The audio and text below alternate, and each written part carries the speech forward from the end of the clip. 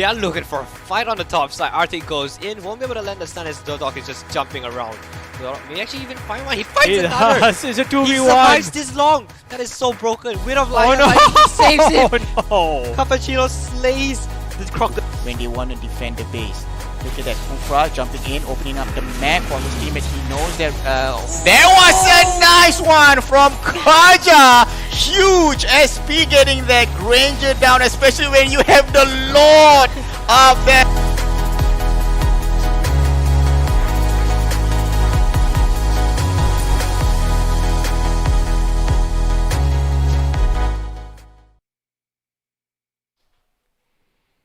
Welcome back everybody to Campus Legends Week 7, the final week of group stage before we're proceeding on to the playoffs.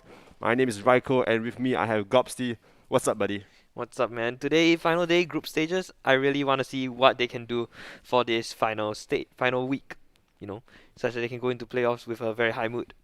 Yes, so roughly all the teams have been decided for playoffs. We have SIM at the top of Group A, followed by NP, SP, as well as SMU, as well as IT College Central. And on the side of Group B, we're still deciding on the final team that's supposed to qualify from Group B. But those that qualify from Group B are Nanyang Polytechnic, NUS, as well as Temasek Polytechnic. So waiting to see who's the last team to qualify from Group B, and then the playoffs is decided. But today, we have a few games that's already stacked. So far, we have NP versus SIM, who will be contesting for the top spot, followed by SMU versus IT College Central, who will be contesting for the third spot, and then we have two other games to decide who is the remainder of the Group A that will take the final win of the week before they bow out of the Campus Legends tournament. So looking at what we have, right, the MP versus SIM, I believe that is our game that we need to be watching. They're both fighting for that first spot, but I believe SIM should have this in the bag. They want to cement themselves as the first place in the group stages. Yeah, so SIM tournament favorites. NP, however, they have been showing very good performances, so I do expect them to be in the finals as well. So this could be what you call a preview of the finals, right? NP versus SIM finals versus finalists, but we can't discount Nanyang Polytechnic yet because they are undefeated in the group, top of their group right now, and they've already qualified for the playoffs. So SIM expected finalists, and NP and NYP. Within these two, one of them are the other finalists that we are expecting to go to beat SIM in the finals. So right now we're looking at case A, whether it's SIM versus Ngee Ann Polytechnic. Will Ngee Ann Polytechnic have a chance to fight against SIM to show that they are worthy finalists? Not discounting NYP though. They have won both Campus Legends seasons before this. So they can continue their legacy should they have the potential to. Yes, NYP are the defending champions, but for this week they won't be playing, so there was nothing really to look at for regards to NYP. But let's focus on today. NYP versus SIM, the main battle for the top spot on Group A. Right. We're looking at how things are. We should be going into the pick and ban soon. Yes, so but before we go into the pick and bans, just a reminder for everybody to hashtag the school that you think hashtag Lenovo, as well as the school that you think hashtag Legion. That's the hashtag. Legion, yeah, sorry. Hashtag Legion, the school that you think will win and the reason why for a chance to win this KM300 RGB bundle. So please do hashtag and comment on the chat below so that there's a chance for you to win this amazing keyboard and mouse bundle. That if you're thinking getting keyboard and mouse, why not try a chance on this and get it for free instead of spending the money that you've actually saved up to buy a mouse and a keyboard. Yep, sadly for me, I wanted a new mouse because currently my old mouse is a bit slow. So sadly, we are casters. We cannot participate in the giveaway. Sadly. Who knows? Maybe during the game, we can actually just lock in our Twitch chat account. We can put our names inside there. They won't really know. So maybe, yeah. Right, we are gonna head on to the pick and bans. Yep, we're going to pick and bans right now. So this is SIM versus Ngee Ann Polytechnic. Battle for first.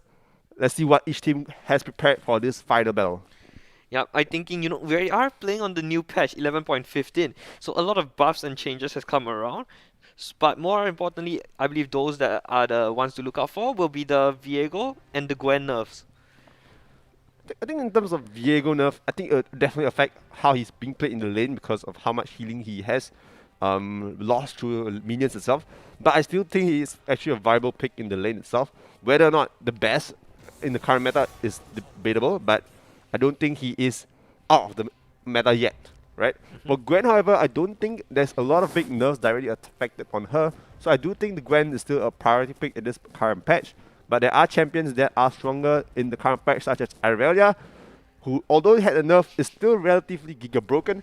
But SIM decides to just ban it off against Ngam Polytechnic because D-Dog on the Irelia last week, outstanding. Absolutely destroyed. Who was the other team? I forgot. Wait.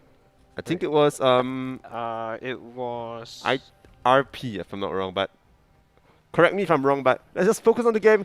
As mentioned, we talked about the Viego pick as well.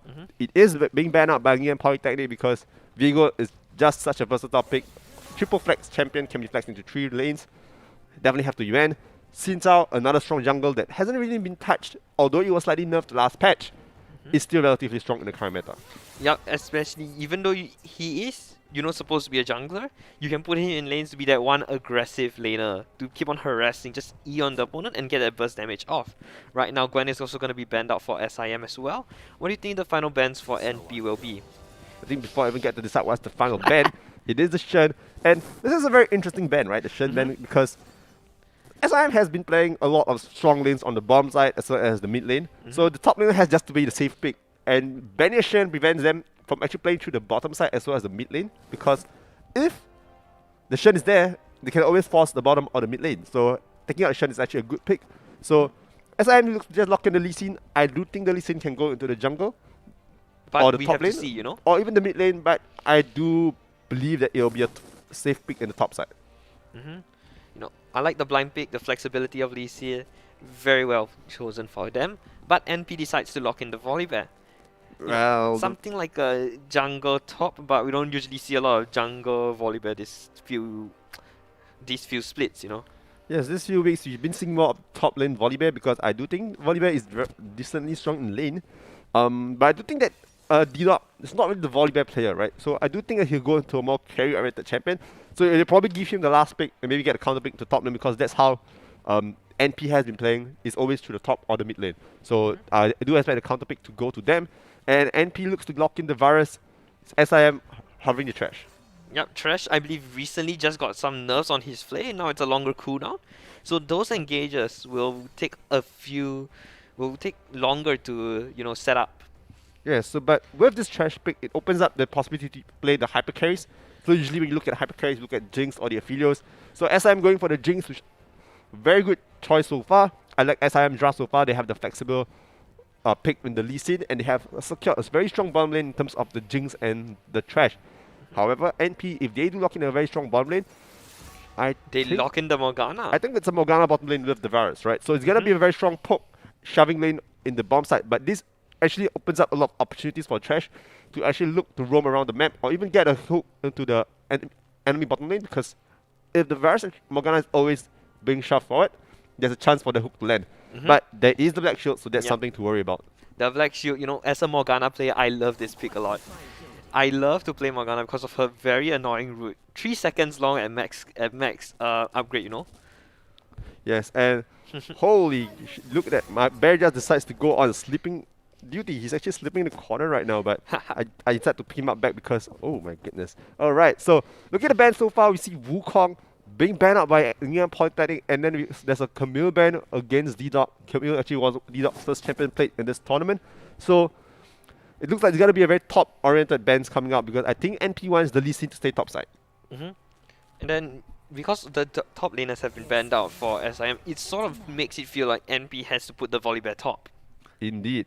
Akali being banned, I don't really think Akali is the champion that you have to be worried about. Maybe in the mid lane, Akali being picked by the mid laner of SIM, probably known as Eric Halik, it will be a big problem. But other than that, I don't think the Akali will be a very big issue in terms of the pick and ban phase itself, because I don't think Akali fits any of the team comps so far. Final ban will be the set. Again, another top lane champion that can be banned out. So the final ban phase, a lot of top lane champions being kind of shrunk. And I've got to see what NP here wants to pick, because if they don't pick the top lane now, and then it kind of leaves them with limited options against SIM. It really seems that we are going a bit too deep into the top lane. The mid lane hasn't even been decided yet for NP or SIM. So This should be what they've been looking for to pick. And then look in the LeBlanc. What are your thoughts on that, you know? The LeBlanc blind pick. I think LeBlanc is actually relatively very strong in the current meta. The only issues I have with LeBlanc is it suffers against what I call a wave clear mages, because the LeBlanc doesn't clear the wave very fast. But if you are able to set up the wave just nice so that it opens up possibility or avenues to gank the mid laner, then I think it's a very good pick itself. As I am, however, they are going to lock in the Diana, so it's not going to be a Lee Sin jungle, it's going to be a Lee Sin top. This Lee Sin against Volibear, you know, assuming that Volibear goes top and they don't lock in a jungler for the last one, it doesn't lock in a top laner for the last one for NP. What do you think is the Lee Sin versus Volibear setup? I think the setup-wise, it should be favored towards the Lee Sin early, but if it goes to the extended trades, it will actually be favored to the Volibear, but we see a Z locked in. It's going to be Eric Kelly on his Z. He actually made a name for himself with the Z pick, because in solo queue, he actually just plays a lot of Z. So he's going to pick out his solo queue signature pick here and locking in for the finals. It just shows that he is ready to just duke it out. I think the Z into LeBlanc, I believe the Z should win against her, because LeBlanc being squishy and all, being an AP mage assassin kind of thing, it sort of makes it feel like, yeah, Z able to win this once he reaches level 6. Indeed, the level 6 will be the key timing to look out for the mid lane of SIM, Eric Kelly, whether he is able to pop off and get the solo kills, or even maybe just roam around the map, get the extra kills in the jungle. Who knows, 2v2 with the Diana in the jungle against the Volibear as well as the LeBlanc. But the final pick for Neon Polytechnic will be this Renekton. So looking at Neon Polytechnic, I see how they want to play. They want to play a strong top lane, a strong mid lane, dive the turret with the Volibear level 6. Bottom lane will be permanently shoved, so dive bottom lane as well. All 3 winning lanes for the start of Neon Polytechnic. However, SIM, I think they're just going to look for the mechanical prowess of their players and just try to beat them through mechanical prowess. I think right now in the drafts, looking at what you have said, it seems like MP has more of a diving comp, you know. Want to dive you under the towers, like you said. And then SIM looks to just get those early picks on, you know, and get snowball their lead further on. Yeah, so this draft depends on whether NP is able to get the lead early game with how Volibear as well as the Renekton plays.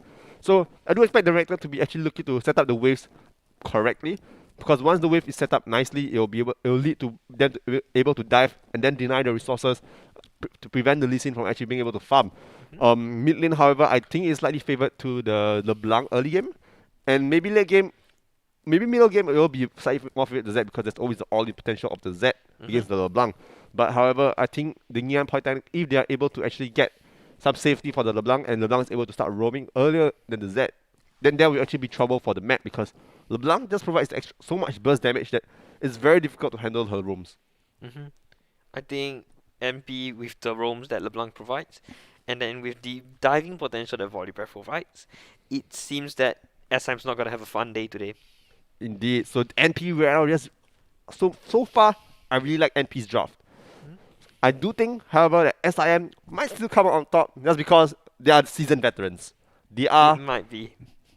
probably just saying that, okay, you know, we can just play whatever we want. We don't have to really focus on the draft.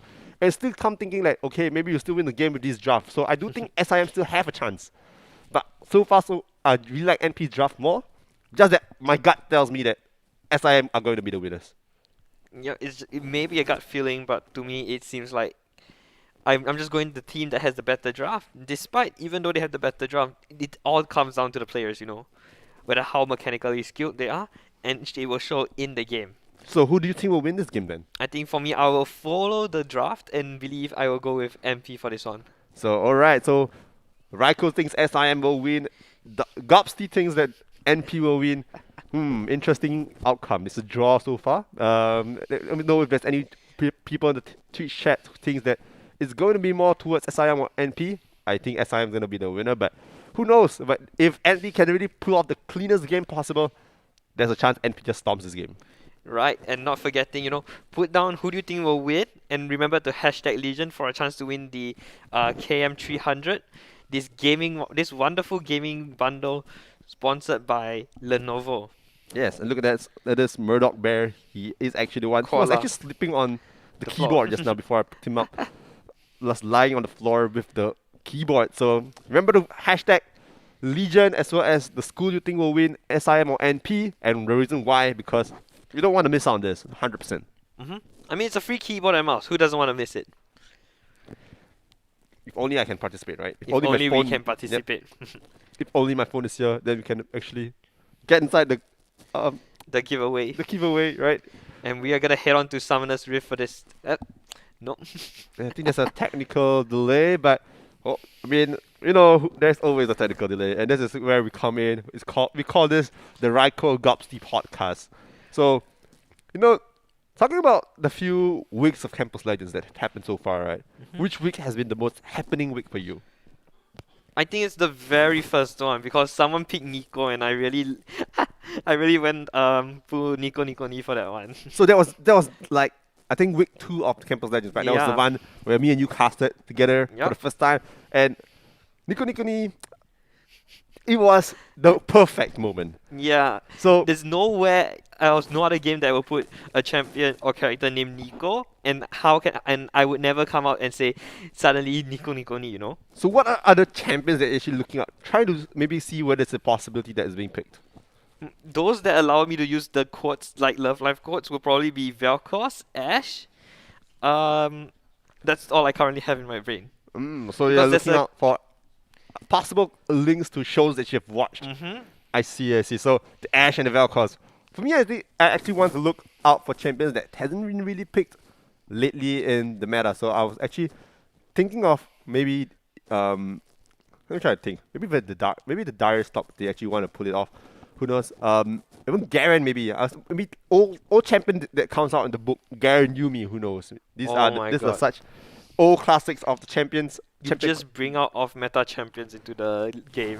Exactly, and who knows, maybe Garen Yumi is actually still very overpowered, just that people don't really play it as much because they think the nerfs are, very, very big. But Garen Yumi bottom lane, who knows? Just bring it back. Just last day of the group stage, just have fun.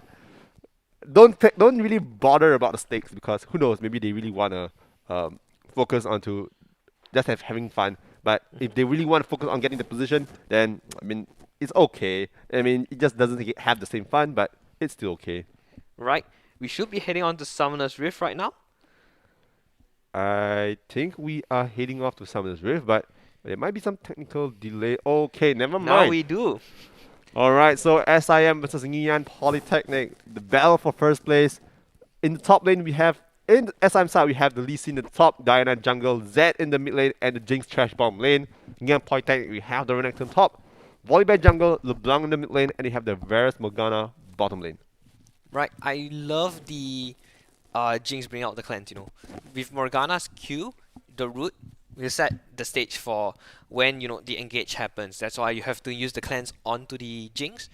But I feel the Jinx bringing the cleanse sort of like a waste, I think it's not really a waste, but I mean I can see where you're coming from, right? You think that because there is a trash beside him, so before he even gets CC'd, he just had to communicate with the trash, and the trash will just lengthen him out of all the CC.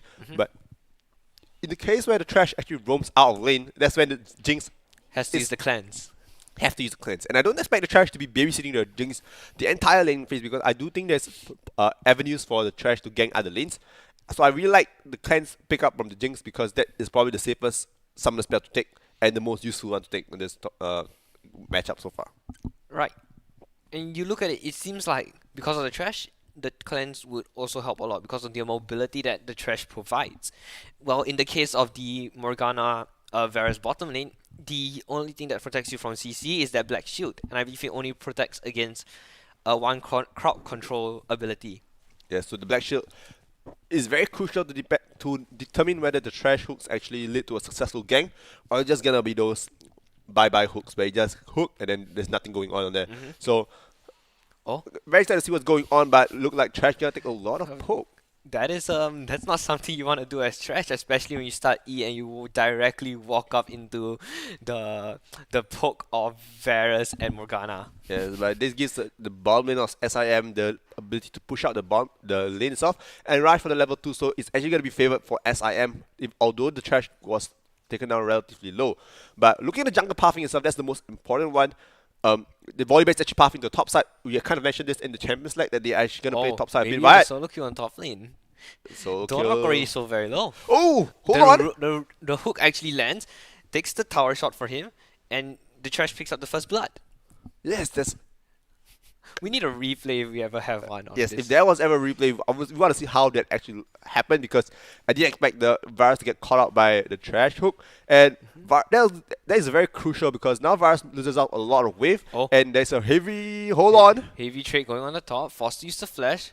Dotto can't do anything, and the Mastery 7 Evo comes out. The BM with the emote Mastery level 7. That's unlucky for the dog. This is the lane where it's actually very favored to the ranked lane because of how easy it is to set up the ganks. But getting solo kill like that is just not the start. Neon Polytechnic once, and right now, not even 5 minutes in the game, they're already 2-0 down, 1k goal lead in favor of SIM. Right, and then you also use the teleport to the top lane again. So it enables the Lee Sin to roam whether he wants to. If the bottom side is making a play for NP side, Greed on the top lane can just TP down and deny all of that.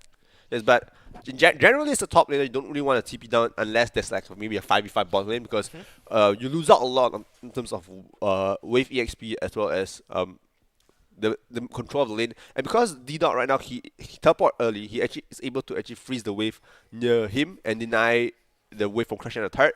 And this is actually a very good position to actually hold the wave. Oh, never mind, he's not going to freeze, he's going to be slow pushing back to him. Hold on! Someone's getting caught out right here. The Black Shield will save her life as Morgana gets out of there, but burning the flash at the same time. Yes, flash burn from the Morgana, so there's actually going to be a possibility for a repeat game. And I like what's happening. Hold on hook again. Lands, they're going in, the chain CC lands, and there's nothing you as the Varus can do. They may be looking for more, but they will just chunk out most of Morgana's health. I did not expect this trash pick to be that lethal. 1 hook, 1 kill. 1 hook, 1 flash. This is a little bit getting out of control for the side of SIM. Their ball lane is just popping off.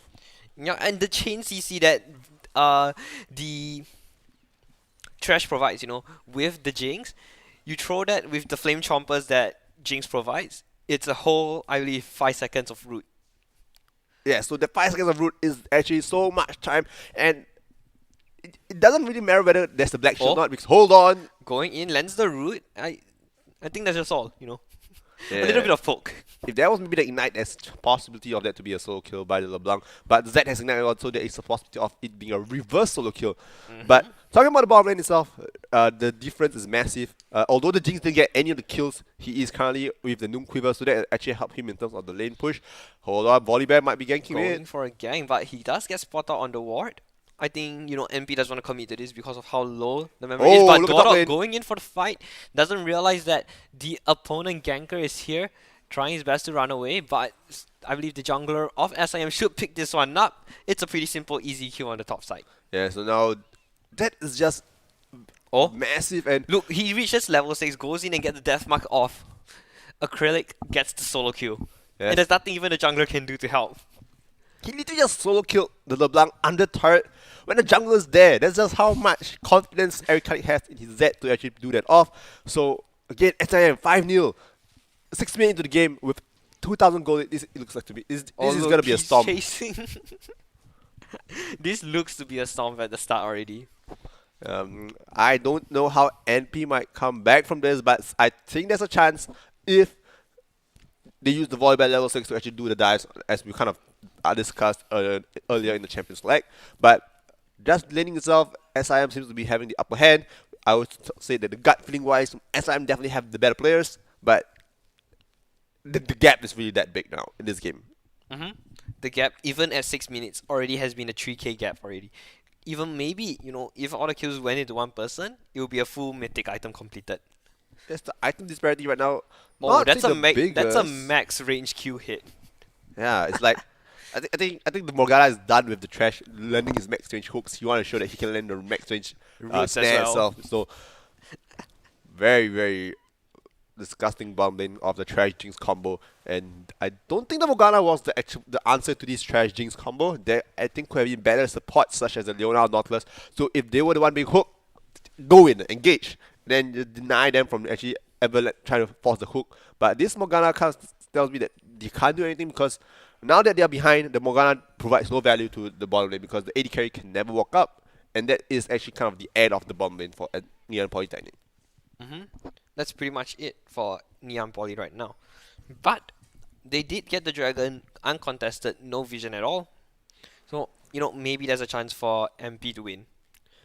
Yeah, so this dragon's accumulation by Neon Polytechnic, although it's just a cloud dragon, it will actually help them maybe to find this. Dodok hold user on. out, going in, but the dragon's rage will push him back out. Lands the stun, but it won't be able to go all in on him. Oh, look here, who's coming is Diana, yeah. so I think Didot has to back off, and that is actually the end of the fight at top lane. However, bottom lane, it looks like it might be a dive. Oh, Root misses, now takes the lantern away. That's a very good disengage right there. Alright, I didn't say it was a dive. I meant it was a gank coming in from Volibear. Sorry, my mind is kind of playing with me a bit today. But that was a good lantern coming from the trash. Saves the Jinx. The Jinx didn't even have to use a summoner. But again, just look at how dominant SIM is with the laner itself. They're just a class above the rest in this game. Oh, they're going in for the jungler. They are sick and tired of him going into the opponent, invading. He's caught out. There's no way he wins this. Use the out, I guess? Oh, that was a good E coming from Volibear. Shutdown onto the Volibear. That's probably not the champion you want to have the shutdown on. You probably want to have it onto the LeBlanc or even the Renekton so that it give him the safety against the Lee Sin as well as maybe the Z in the mid lane or the top lane. So not the best shutdown, but it's still a shutdown nonetheless. And it actually didn't really narrow down the goal lead. It's still 2,000 in favor. But hold on, look at mid lane. Mid lane looking for a gank here. Can they continue the chase? As the Deathmark goes through, he's going for another solo kill. Will the Deathmark be enough? It won't, but the Ignite, maybe. It won't. He lives with a sliver of health to tell the tale again. Eric just says, come at me, bro. I'll come at you back. And that was just going in. Although you see the void back in front of his face, he just didn't really give a damn. And Jinx, Rocket. So close. Oh.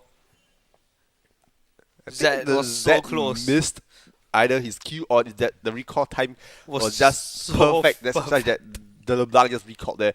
But again, it's a very action-packed mid lane fight ongoing. Top lane, it just seems like it's gonna be a duel fest. Like Renekton just punches the Lee Sin, and Lee Sin just punch back, and then they all heal up with their own healing in build. So top lane doesn't seem like gonna be much action. So the action is actually in the mid lane as well as even the bottom lane. Bottom lane right now, look at the CS lead, 25 CS in favor of the Jinx.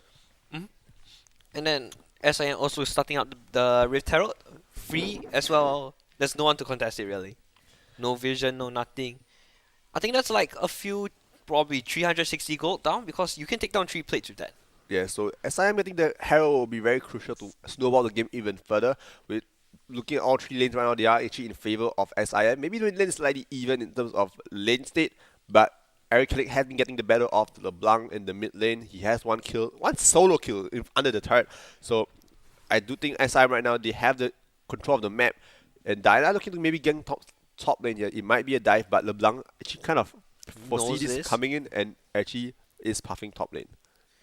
Yeah, I think she doesn't see the crux, so she knows that someone's in the jungle. But by the time she does that, Diana's out already. Yeah, so Diana cheeky kind of little attempt, I assume.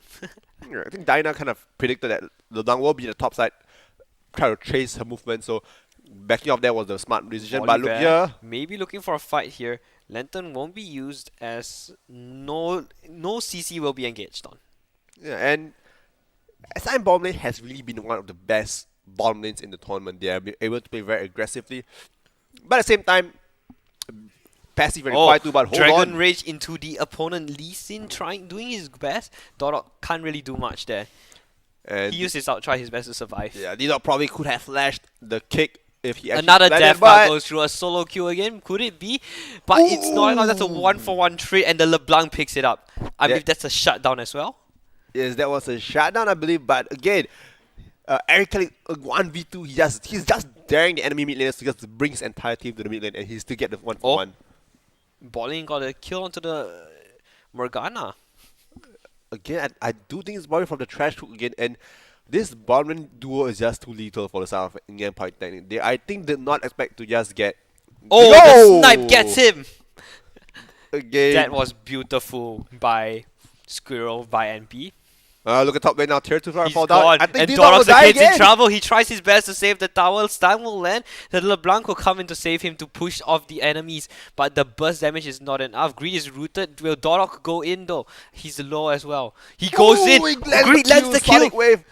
But a max range Q will land and should be able to pick this one up. Morgana picks it up. The shutdown onto the Morgana. Again, the shutdowns are not going to the champions where the shutdown should have been going. But a kill still a kill nonetheless. But the actual goal could have been to LeBlanc, and probably LeBlanc would have been in a better position. But SIM is really just styling on Young Polytechnic, and look here, Cappuccino looking for the Z right here. Lends the root as well. There's nothing you can do as a Z. Here comes the Deathmark going in. The spell shield will be able to block it though. Blocks up most of the damage. Gap closer comes in. Lends the what's that?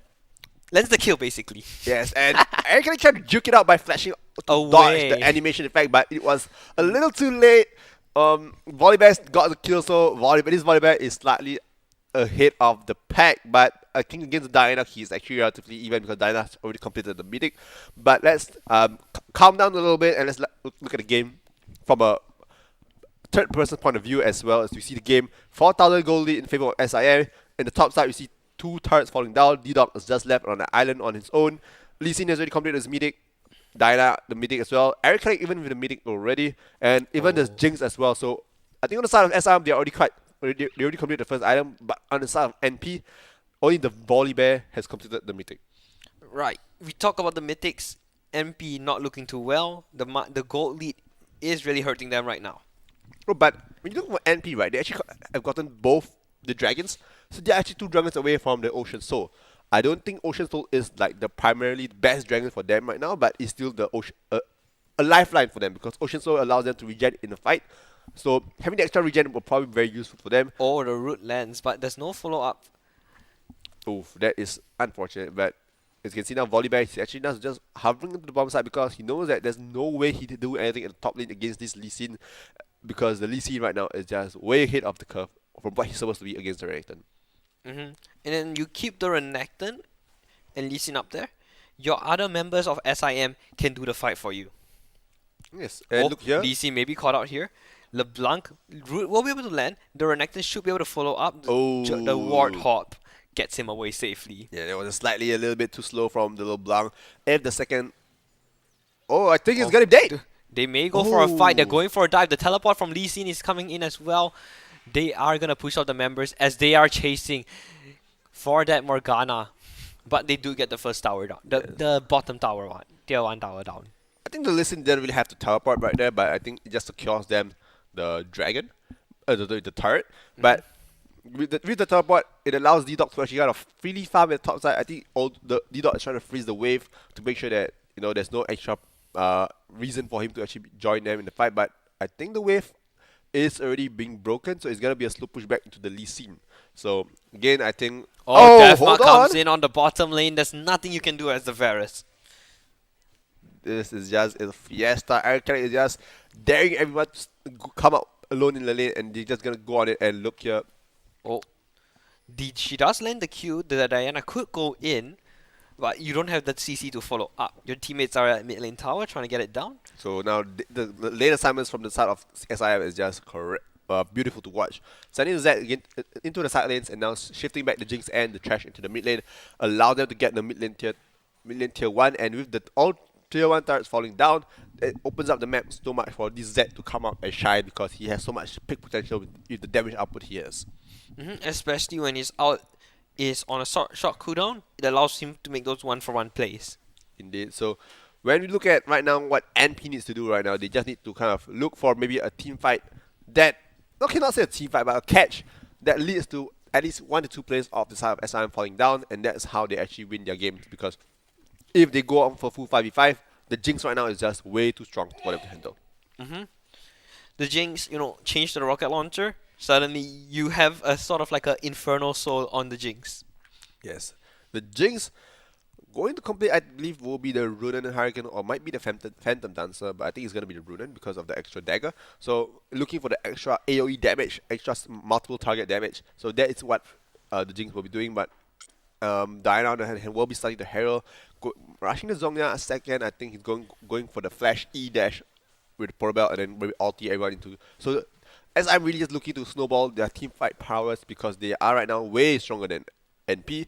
But NP right now they've been able to actually Sort of keep up. Yeah, keep up and stabilize the game a little bit. They are 5 kills short, but they are let's see, 6k gold behind.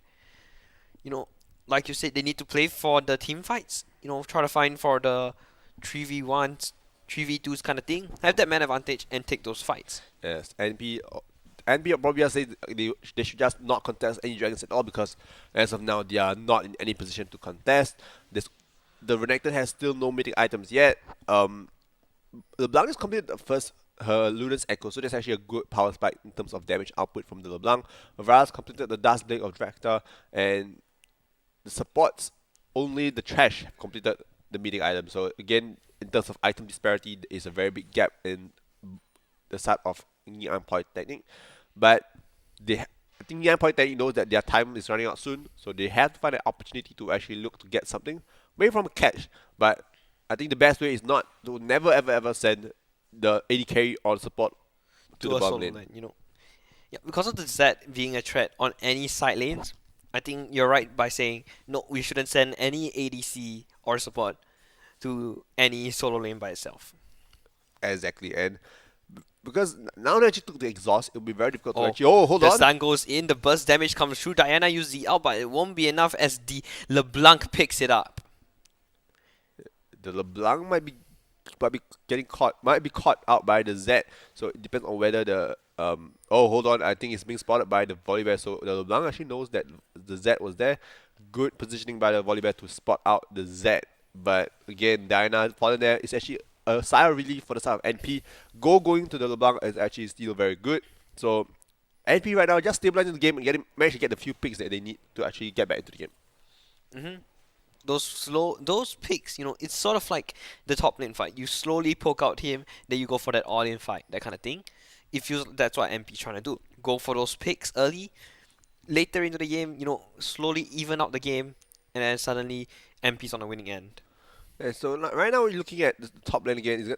The Renekton is setting up a slow push back into the Lee Sin, but this is actually very good for the side of Renekton because he is actually denying so much EXP, so much gold for the side of Lee Sin, and generally when you're losing in a matchup, when you want to actually set up the lane so that the enemies aren't able to really snowball as hard, it's actually when you start to freeze the lane. So by freezing the lane, you actually force the enemy to actually do something around the other side of the map, or actually just bring the entire army to the top side to deny the freeze. So And what this Renekton is doing is actually very good, but I think this actually calls for a gang onto the Renekton because right now Zed and Diana is actually at the top side, so they are trying to break the freeze, and Renekton just trying to hard shove the lane. Yeah. Oh, blind hook over the wall, lands it. Black Shoe will be coming in late, but that's a bait for the Trash as he goes in and gets met by the whole family of MP. And now MP is looking for more. The double root lands and the Volibear gets the kill with the out. Greed coming in from the TP in the behind. Won't be enough. He lands it, but Cappuccino now fully goes golden. MP now is on the run. Everyone's going golden right there. Greed picks up another, and now Renekton is the raid boss that you want to fight. LeBlanc still surviving, but that's a double kill for the Lee Sin. There's nothing the LeBlanc can do. LeBlanc trying to just run away, maybe just trying to see if they can pick any of the remaining members of SIM. Oh, but they know. Eric Kelly knows where the LeBlanc is. Just knows by the gut feeling and picks up that kill. So that's like a 2 for 5 trade that MP went for. Yeah, he did it blind, and that's the most amazing part of that kill because there was no vision exactly of where LeBlanc is, but he had a hunch that, okay, LeBlanc is probably going to recall there. So he just waited there, 2 seconds, 3 seconds later, and he just used his full combo with his clone and just killed the LeBlanc. And I think the LeBlanc didn't even know, LeBlanc knows that it wasn't even warded, but just get surprised, the word bamboozled by that combo. SIM, the Baron very low on health, but they secure it. Trash Hook will be land. Black Hook comes a bit too late, but the Smelly Moon will be able to save the Death Mark, but it won't be enough as Cappuccino falls to Smurf. That is just unlucky for the side of NP. They actually had the great start to the fight by actually picking both the Trash and the Jinx, but it's not the two. Those are the two carries that you should be looking out for in that fight, because the Lee Sin as well as the Diana were the two biggest threat in the fight, because they were the fattest members of the team, the biggest members of the team. So getting the Jinx and the Trash was the great start, but they should have backed off instead of forcing the fight even harder. And because of that, SIM is now running away with this game. The goal lead right now is close to 10,000, just nearing 25 minutes in the game. But despite being 10k down, if they delay it long enough for the Elder Dragon to spawn, they could turn the game around. I don't think the Elder Dragon will be spawning anytime soon, but we can't always rule out the possibility of the Elder Dragon still, right? Because we have watched many competitive games. There were games where we thought the game's over in 20 minutes, but it's actually ran up to 40 minutes, and even the Elder Dragon is stolen. I think the best game to actually talk about this is actually CLG versus Immortals. I think last week, where if you watched it, CLG was so far ahead, 10,000 gold lead in 25 minutes, but oh, hold on a second. The stun lands. The Flame will be able to go. They are looking for the hunt, but they don't decide to commit to it. Yeah, I think Lee Sin could actually just force it if he wants to, but there was a black shield, so there's no way he can the dragon the kick onto whichever members he wants to kick. So a bit unfortunate, but the dragon did go over to the side of SIM, so it's gonna be 2 dragons away before the Elder Dragon actually spawns up. So I think NP right now, they have a 10-minute window to just give everything and deny the push from the side of SIM. Oh, I don't think they can do caught it. out right here. None of the CCs will land. None of the chain. I guess that's a sort of like a bait, as you see Eric Cleric on the bottom side taking down the tower by himself. Yeah, so Eric Cleric right now is just playing his own game. He's like playing PvE right now. Because Greed picks up one actually. oh They're no! looking for more. Diana lends the pull in, but there's no one there to follow up. There comes the Flay. That will be enough to pick up the kills. I think this is the end for MP. They are looking for the end. Greed picks up another, and it's all down to Dodok in his tower. That's so low on HP as he gets dived under him, and it's all left to LeBlanc. Yeah, LeBlanc trying to be the hero of Ngam Polytechnic. So this will actually push SIM the first seed in the group A, and Ngam Polytechnic will have to take second, and they might actually be draw with the one who will be winning the next game, which is between SMU and IT College Central. But other than that, this is a very big storm on the side of SIM. The game was actually relatively okay until it all went apart. But look at that. They don't NP want to trying end. defend again. NP wants to defend their lead. They want to defend their own title. They won the first place. They are gonna try their best. The Flay will be able to push them off, but I believe the Trash dies here. There's nothing he can do. The blinding misses, but here comes the Diana onto the back line. So little health, but he will be able to survive. Now Cappuccino looking for more dark blinding misses, forcing him to go golden right there. Cappuccino, the lantern pulls him away. The Trash with the lantern, bringing the Diana out. The Diana had no mana to actually continue the fight, but the Trash with the outplay with the lantern. I think now them get to put the control on because they actually had a control, but they weren't expecting the lantern. Here comes the death mark onto the LeBlanc. There's nothing you can do as her. I think right now SIM just wants to pat the KDAs. This is definitely a game that should have ended long ago. Not say long ago, but like a minute ago. But they're just playing for the KD, And NP is actually trying their best to actually hold on to the game, but SIM know that with the flick of the finger, it's over.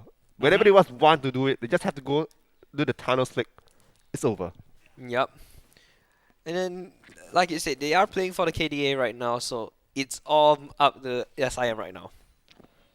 SIM, this game, we thought it was going to be actually relatively close, right? You actually said that you like the draft of Ngam Polytechnic, and you think that Ngam Polytechnic will actually be able to take the game, but just a few laning mistakes that. Deathmark lands onto the Morgana there. Will it be enough? Golden won't be able to survive as Quick picks up the kill. Here, D-Dog in the bomb lane. I think he might get killed by the This is the Thanos step you've been talking about, Yeah, I think they just say, okay, I think we're going in for the fight. We want it, but the fountain damage is not enough to even pick up Greed down there. Now that's all. That's the end for MP. SIM should be picking up. The PM teleport comes through. The stun will be able to land. Diana picks up the kills, and it's all down to Dodok as SIM finishes off NP and the group stages with a 7-0 win. Yes, SIM undefeated in the group stages, and I know what they were doing there. They're trying to go for the 1 kill per minute game, and they actually got it at the end. 27 kills in 26 minutes. SIM just playing with the food a bit. Yep, I think, like you said, 1 kill per minute, that's what they've shown. That's what they are. Let's see them bring that momentum into playoffs, you know. Yeah, I honestly thought that SIM was actually not doing that well in the draft because I felt that the draft was a bit lackluster in terms of what they want to do as a team. But what does draft matters when the players are just too mechanically way better than others, right? We kind of both agree that NPs had the better draft, but then the draft doesn't work how you want it to work because you're just getting solo killed left, right, And center. center. There's no way the draft will work. Like, how can you execute a draft when you're already 10,000 gold down before the game even starts? Yep. The draft can't even come in online, you know, for NP side. They can't go for the dive, they can't go for any fights. It feels sad as an NP. Yes, but other than just looking at the draft itself, I feel that NP actually did show up that they have the ability to actually try to compete. Just maybe they have to, you know, go back into the drawing board and actually look at what actually works for them better, because I feel that they are actually very good players. Just that they were a little bit maybe nervous going against former veterans, former pro players who have shown good results in their professional play, and they are now, although they're not really competing except for maybe Smurf in the jungle, but he is a support in his professional team. I think the side of NP, they were just a little bit too nervous. And going into the quarterfinals, I think NP is actually one of the favorites to actually go all the way to the finals. I do believe so in terms of their performance, but let's just see what they what they can bring up in the quarterfinals next week. If they are able to show up, then I do think NP is the finalist to watch. And this could have been a preview of the finals, right? We talked about it. This is case A of the finals. SIM versus Nanyang Polytechnic. The case 2 was actually SIM versus Nanyang Polytechnic. So we haven't really seen that yet, but if we get to see it, then that'll be a good thing. Right. That should be it for the very first game. We'll be taking a break. Do stay tuned. And the next game will be up in a few minutes. Yeah, so stay tuned for the next game. SMU versus IT College Central, battle for third. I don't think you guys want to miss this out. Right.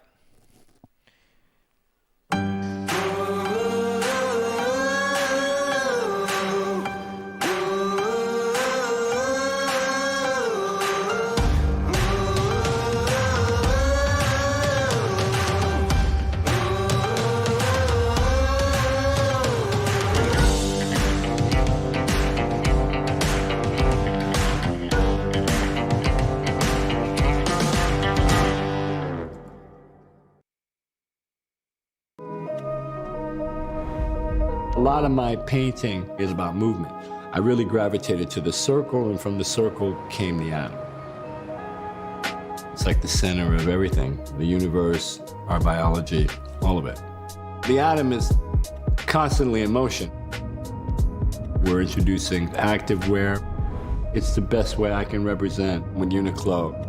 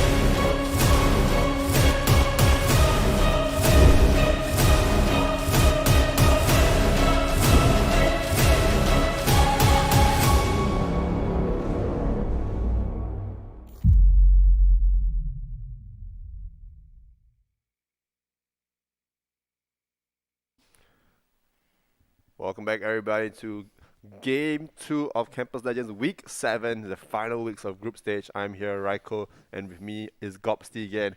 That was a very amazing game one we've seen between SIM and Ngee Ann Polytechnic.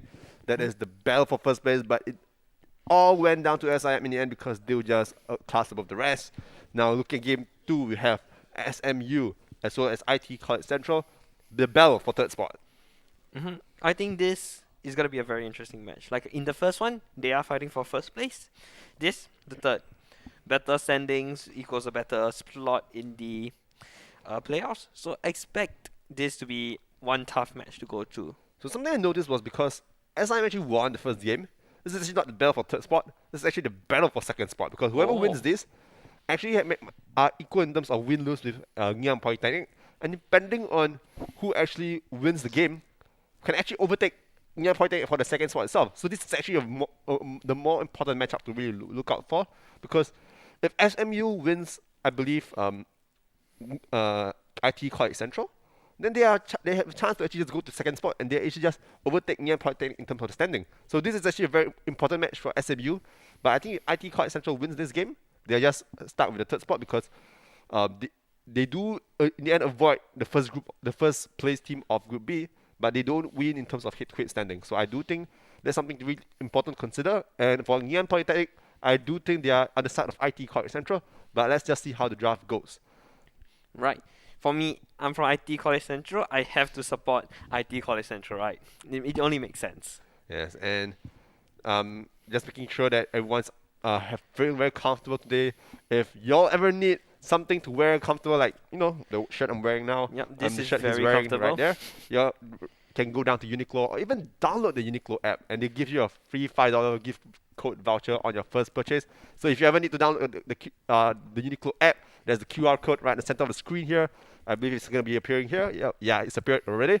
So remember to just download the app, and a $5 discount is better than no discount. So get yours today, right? Actually, talking about this shirt, actually I was wearing this like last week during my game with I believe last week I was playing Nanyang Polytechnic, right? And it was very, very hot.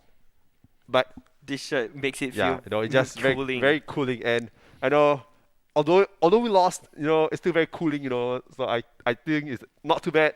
But imagine like if I'm wearing like not a very cool shirt, it's not gonna be good. But nonetheless, looking to game 2 between SMU and IT College Central, I think the teams are ready. We'll be just jumping down straight into the game for pick and bans. And before that, do remember to do #Legion for your chance to win the bundle, it will happen for every game, so do it as well. Yes, see? Koala Bear says #Legion. This Campus Legends have a lot of things. You get the $5 vouchers for the Uniqlo. You also get a chance to win free mouse and keyboard bundle. And you have a chance to be together with Mr. Koala Bear right here, but I think the pick and bans have already begun, so let's jump straight into pick and bans. SMU versus IT College Central, battle for third, or even second maybe. So looking at both sides, IT College Central will be on the blue side, and SMU actually on the red side. Galio ban and Gwen ban. Right. Did Huang Yeji change his name?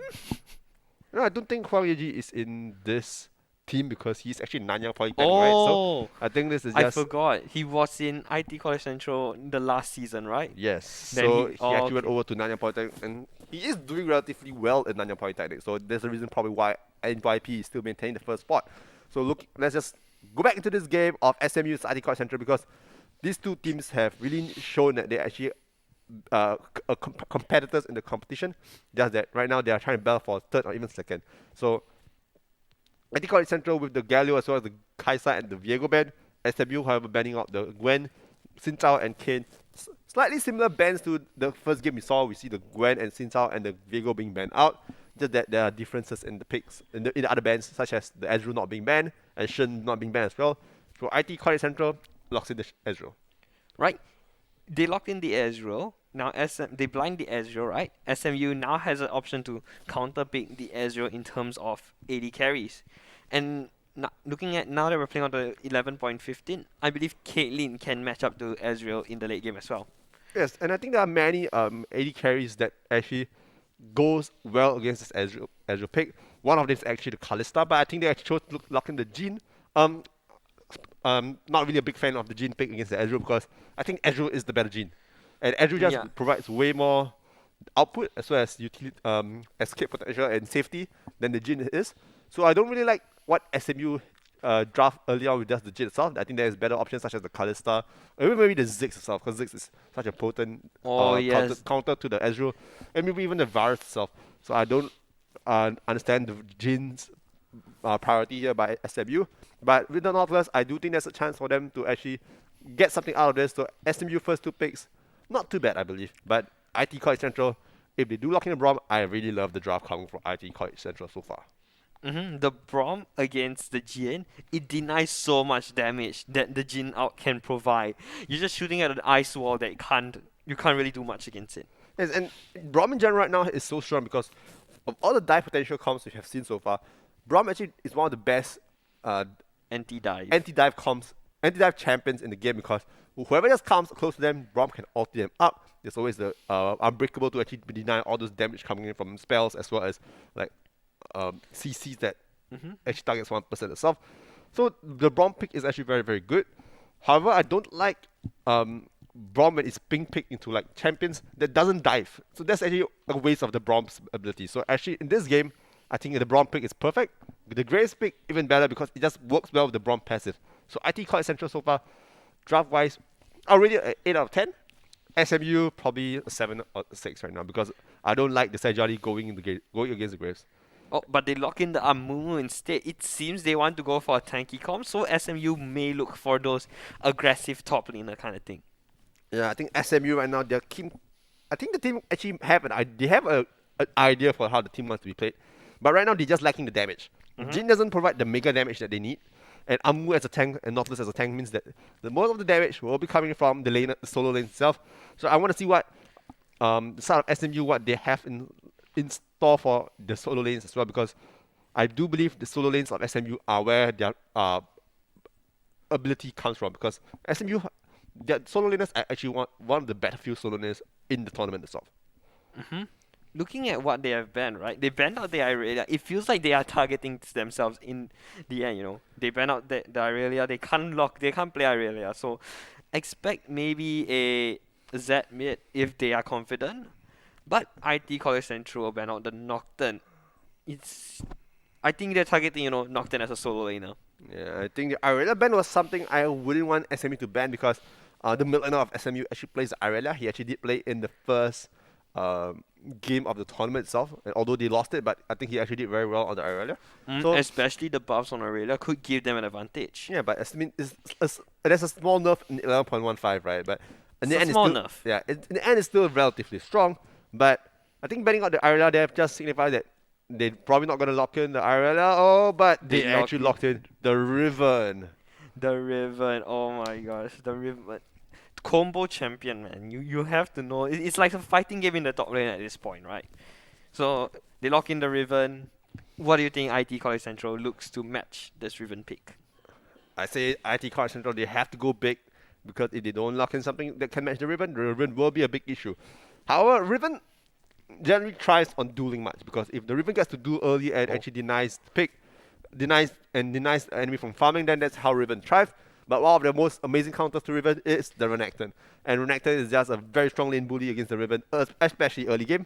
So I like what IT College Central are drafting, but it's whether they are able to play through this Renekton, because if the Renekton is just set up to be farming against a Riven alone, then Riven will just outscale the Renekton in the end.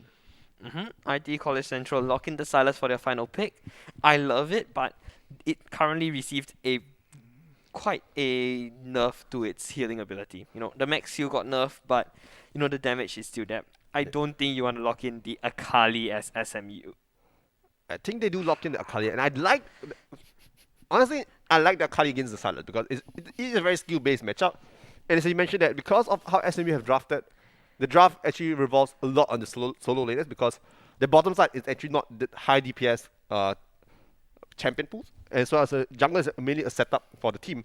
So they have to go for very high DPS, high damage oriented, high burst champions. So the Riven pick was something I didn't expect because I never really see SMU play the Riven before. So going for this Riven Akali just shows that SMU are ready to fight and ready to duel because it just shows that they have the potential to duel it out. But IT College Central, however, I just like their draft in general way more than SMU because it's a very standard. There's ways to play the game, and looking at how IT College Central will play, I do believe that they can actually pull off the win here against SMU. And so for this game, I'm actually favoring IT College Central. Yes, support my boys in IT College Central, you know. I like the schools right now, you know, in the colleges, the polys, you know, they start to bring in esports as an actual CCA. And, you know, IT College Central has 2 esports CCA. One is the Cyber Gaming Club and the esports club as well. Yeah, so there's many schools that have lately been emphasizing a lot on esports itself. There's always a club that actually caters to all these esports needs. So there's actually like, I think for as you mentioned, IT College Central, they have a club that actually caters to players who want to actually compete under the school name. So bringing this up is actually a good initiative from all these schools itself. But I do believe that when you go into this competition, there's always this pressure and the stress of actually trying to represent your school. So that can sometimes hit the players very differently. So I think IT College Central as well as SMU, they have to really be on the best performance. They can't really let the nerves get on them because although this is a battle for third place, it also has some reflection of the school name itself. So if they really want to be the best they can be and represent the school very well, then definitely they must let the nerves shrink down. They need to showcase their 100% potential in this game itself. Yep.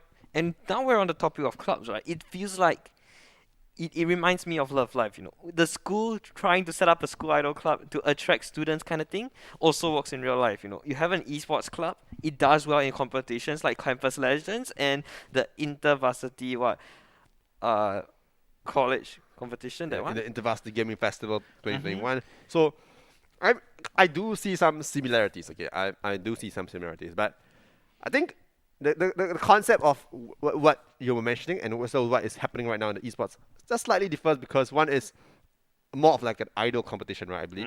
And this one is more of like an esports. The battle to represent, to win the competition and have a chance to represent Singapore in a larger scale competition. So I guess the scale of the competition is slightly different, but I get where you're coming from. I definitely get where you're coming from. So let's just jump back into this match lobby here because the drafts are spicy. We look at the draft, we see the Riven and we see the Akali. We rarely see Riven in competitive play because only not many players are really willing to pick up the champion, and because there's so many counters to Riven, especially if it's in the coordinated team play.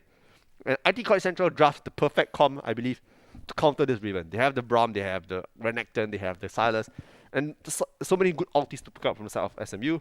This Silas pick really just gives like a giga value pick because usually when you look at Silas, you have to really look at whether there's enough ultimates to pick up. And one of the best ultimates usually you want to pick up is actually those with a good potential to be used. So when you look at SMU, you see the Amumu. Oh my goodness. There's like you see the Nautilus. Ooh la la, that's such a good ultimate to pick. And there's Akali as well, you know? Like perfect execution. How many ultimates can you take? I mean, there's no Alistar, right? Because definitely the best ultimate, I believe, is Alistar because oh my god. The Unbreakable Will is just too strong of a value for Silas because just the damage reduction is just too nasty. But so many ulalas and oof ultis to take. I think the Silas pick is just a 10 out of 10. French kiss. Mwah. You know, I might challenge you because I feel the Aatrox out on Silas will give that Kingslayer buff way too much healing, you know. Oh, I disagree with that. I 100% disagree with that. I have played enough Silas with Aatrox ulti to know that the Aatrox ulti doesn't really do much on the Silas. It's actually one of the most... It gives the movement speed, I agree. But in terms of value-wise, it doesn't really give you as much because in general, you'll be doing the damage, so you don't really need the healing as much. But I guess if you are full CDR and then you want more healing, then sure, I mean, you definitely can use more of the healing from the Aatrox ulti. But it's just in general, I do think that Alistar ulti is by far the most impressive ultimate you can take on Silas because you can literally just sit on the enemy backline and you will never die. I think that I have to agree with you, you know, after, you know, changing my mind that Alistar out is the best ulti for Silas, especially the extra health, the extra resistances. I think you just sit on the backline and BM them as well. Yes, you can okay. Let me just tell you what I found out was the most BM emote in League of Legends ever. So there's actually this League of Legends emote of a stylus. Uh-huh. Thumbs down! Oh my god. So what I've noticed was, how I noticed was, okay, this is just an inside story, okay, but what my team does is sometimes in a ranked game, okay, we'll just thumbs down after we kill somebody. Like, it's just a silence for thumbs down. So this is actually my one of my jungle's favorite emote, the thumbs down emote. So I think I've seen it multiple times before in the games. yeah, so I'm so sorry to my jungle who I kind of exposed you a little bit, but in the end, thumbs down, So I gotta spread the love for the thumbs down emote, because actually after he showed me that, I actually like the emote, so I actually went to try and find it, but unluckily I don't have the emote, so I can't thumbs down people anymore. But if I ever get the emote, that'll be the first emote I unlock. But now look here, Oh. Graves. He's going in, he spots out the Amumu. The Amumu tricked me, the name is Shed, but he he's lands the gonna go in, stun, and but I they're think this going is the in for bad the move. He goes in again, but that allows the silence to come out. He lands the stun over the wall. They're going in for the fight, but 4 members of SMU is here to fight them if they want to. Yeah, so The hook lands. I think there was a bit of a wrong move there for the side of SMU, because using the stun there means that he will be slow in his clear. Because usually as the Amu, in the jungle, you want to start either your W or your E. So starting the Q was the wrong choice, I feel. But I think if SMU is able to give him the heavy leash, it wouldn't actually really affect his clear speed that much. But I just think that Amu just now should have just backed off, reset, and then look to actually go over the blue side of the jungle and start his clear. I think that will play a part on which jungler ganks first. And then looking at, Grace being, I believe, is the more aggressive jungler in this matchup. I feel like Grace could go for that level 2 cheeky little gank that he does. Yeah, but especially the Grace, when you go against Amu, right? The idea of how you want to play is you want to go for the full clear, and then proceed on to maybe go and invade the enemy jungle, because that's how you play as a Grace. But look here, Here he's comes invading. the level 2. Here comes the level 2 Oh, invade. I think the Amu has no smite. He doesn't, and he picks it up. It feels very bad for this Amu. It feels like the game I casted back then, where where one of the junglers had 100 CS above the other one. I think that was one of the opponent, one of me and Dara's cast. And look, he's going for a fight. All his skill shots missing as Akali gets out alive. Yeah, so but this actually is bad news for SMU, because the Grace getting the bottom side of the Amu jungle, denying the ground, means that he's able to actually invade the Amu in his red buff. He's going for He's it going again. for it. Go, this is No. masterclass jungling Oh by my Grace God. 101. Just look at how he actually invade all this vision. It's such a beautiful to Oh wow, watch. oh my god. And Amumu doesn't know this. He's gonna Oh, walk. he knows it now. Yeah, he does know it now, but he's taking a bit too much health, Oh, He's going for a gank. This is a whole big bait switch, but the Ooh, stun lands solo and the kill. Riven picks up the solo kill and the first blood. There's nothing the Grace can do there. I think that is just unfortunate for the side of IT Core Central, because the Graves is doing so much in the jungle, denying the Amu from farming up. But the solo kill kind of ruins the tempo that the Graves has, because now the Graves can't invade anymore. And this is actually bad news bearers for the side of IT Core Central, because their comp is actually supposed to go ahead against the Riven. But if the Riven actually kills your strong leader alone, It's a whole other issue in the it's a bottom whole lane other as well. issue, right? Yep, the stun will land. There's not enough damage as your early game, to pick out that kill. But that top lane, when the Graves was clearing out the raid, it sort of like tricks the Amu, because now the raid is still up. Yeah, so I think the Amu knows that the rate is up, so he's not going to invade. But now the Amu is going for his own counter jungle. So this is really just big brain, 200 IQ plays you don't really see every time in your guild solo queue. And your red buff is up. Usually people just go back to the red buff and start clearing the red buff. But Amu says, I'm just going to take the entire jungle because it took my jungle, right? It makes sense, right? You go for my jungle, I take your jungle in return. Yeah, so it's what Singapore call it, give share lah. Yeah. Yep.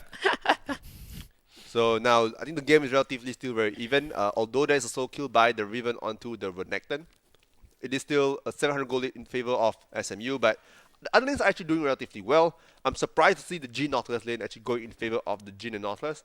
But other than that, I do believe that IT College Central will be better in the mid game.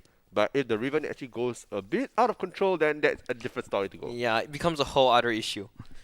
Oh, here comes the invading jungle again, and He Grace. will not be able to find any camps this time. I think he's forced to look for a gank this time.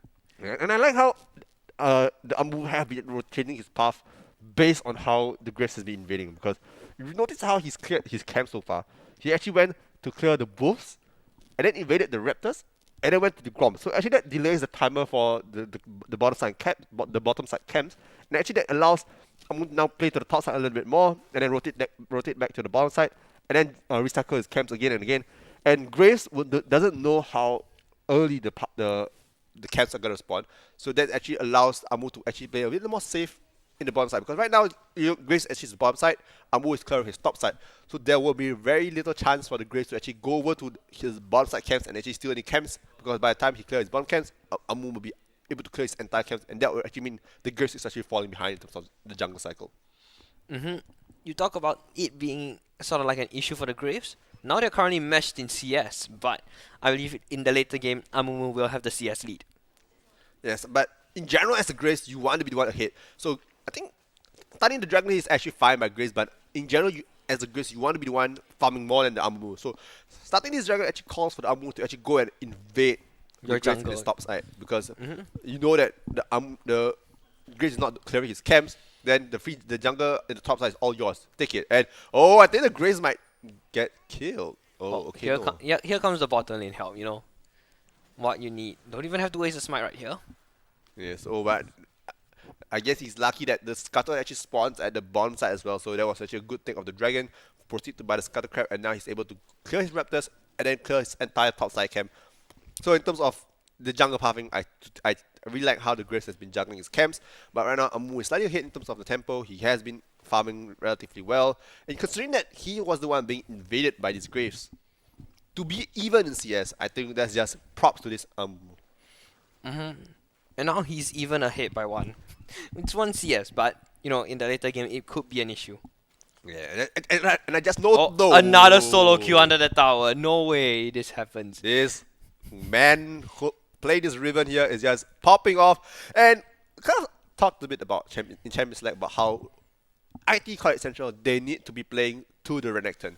But I do understand why the Graves was being picked, but invading is not the style of play you want to go, especially against the Riven, because you just need to play to the Renekton and look to force dive the Riven under turret, because the Renekton is such a strong CC bot for you.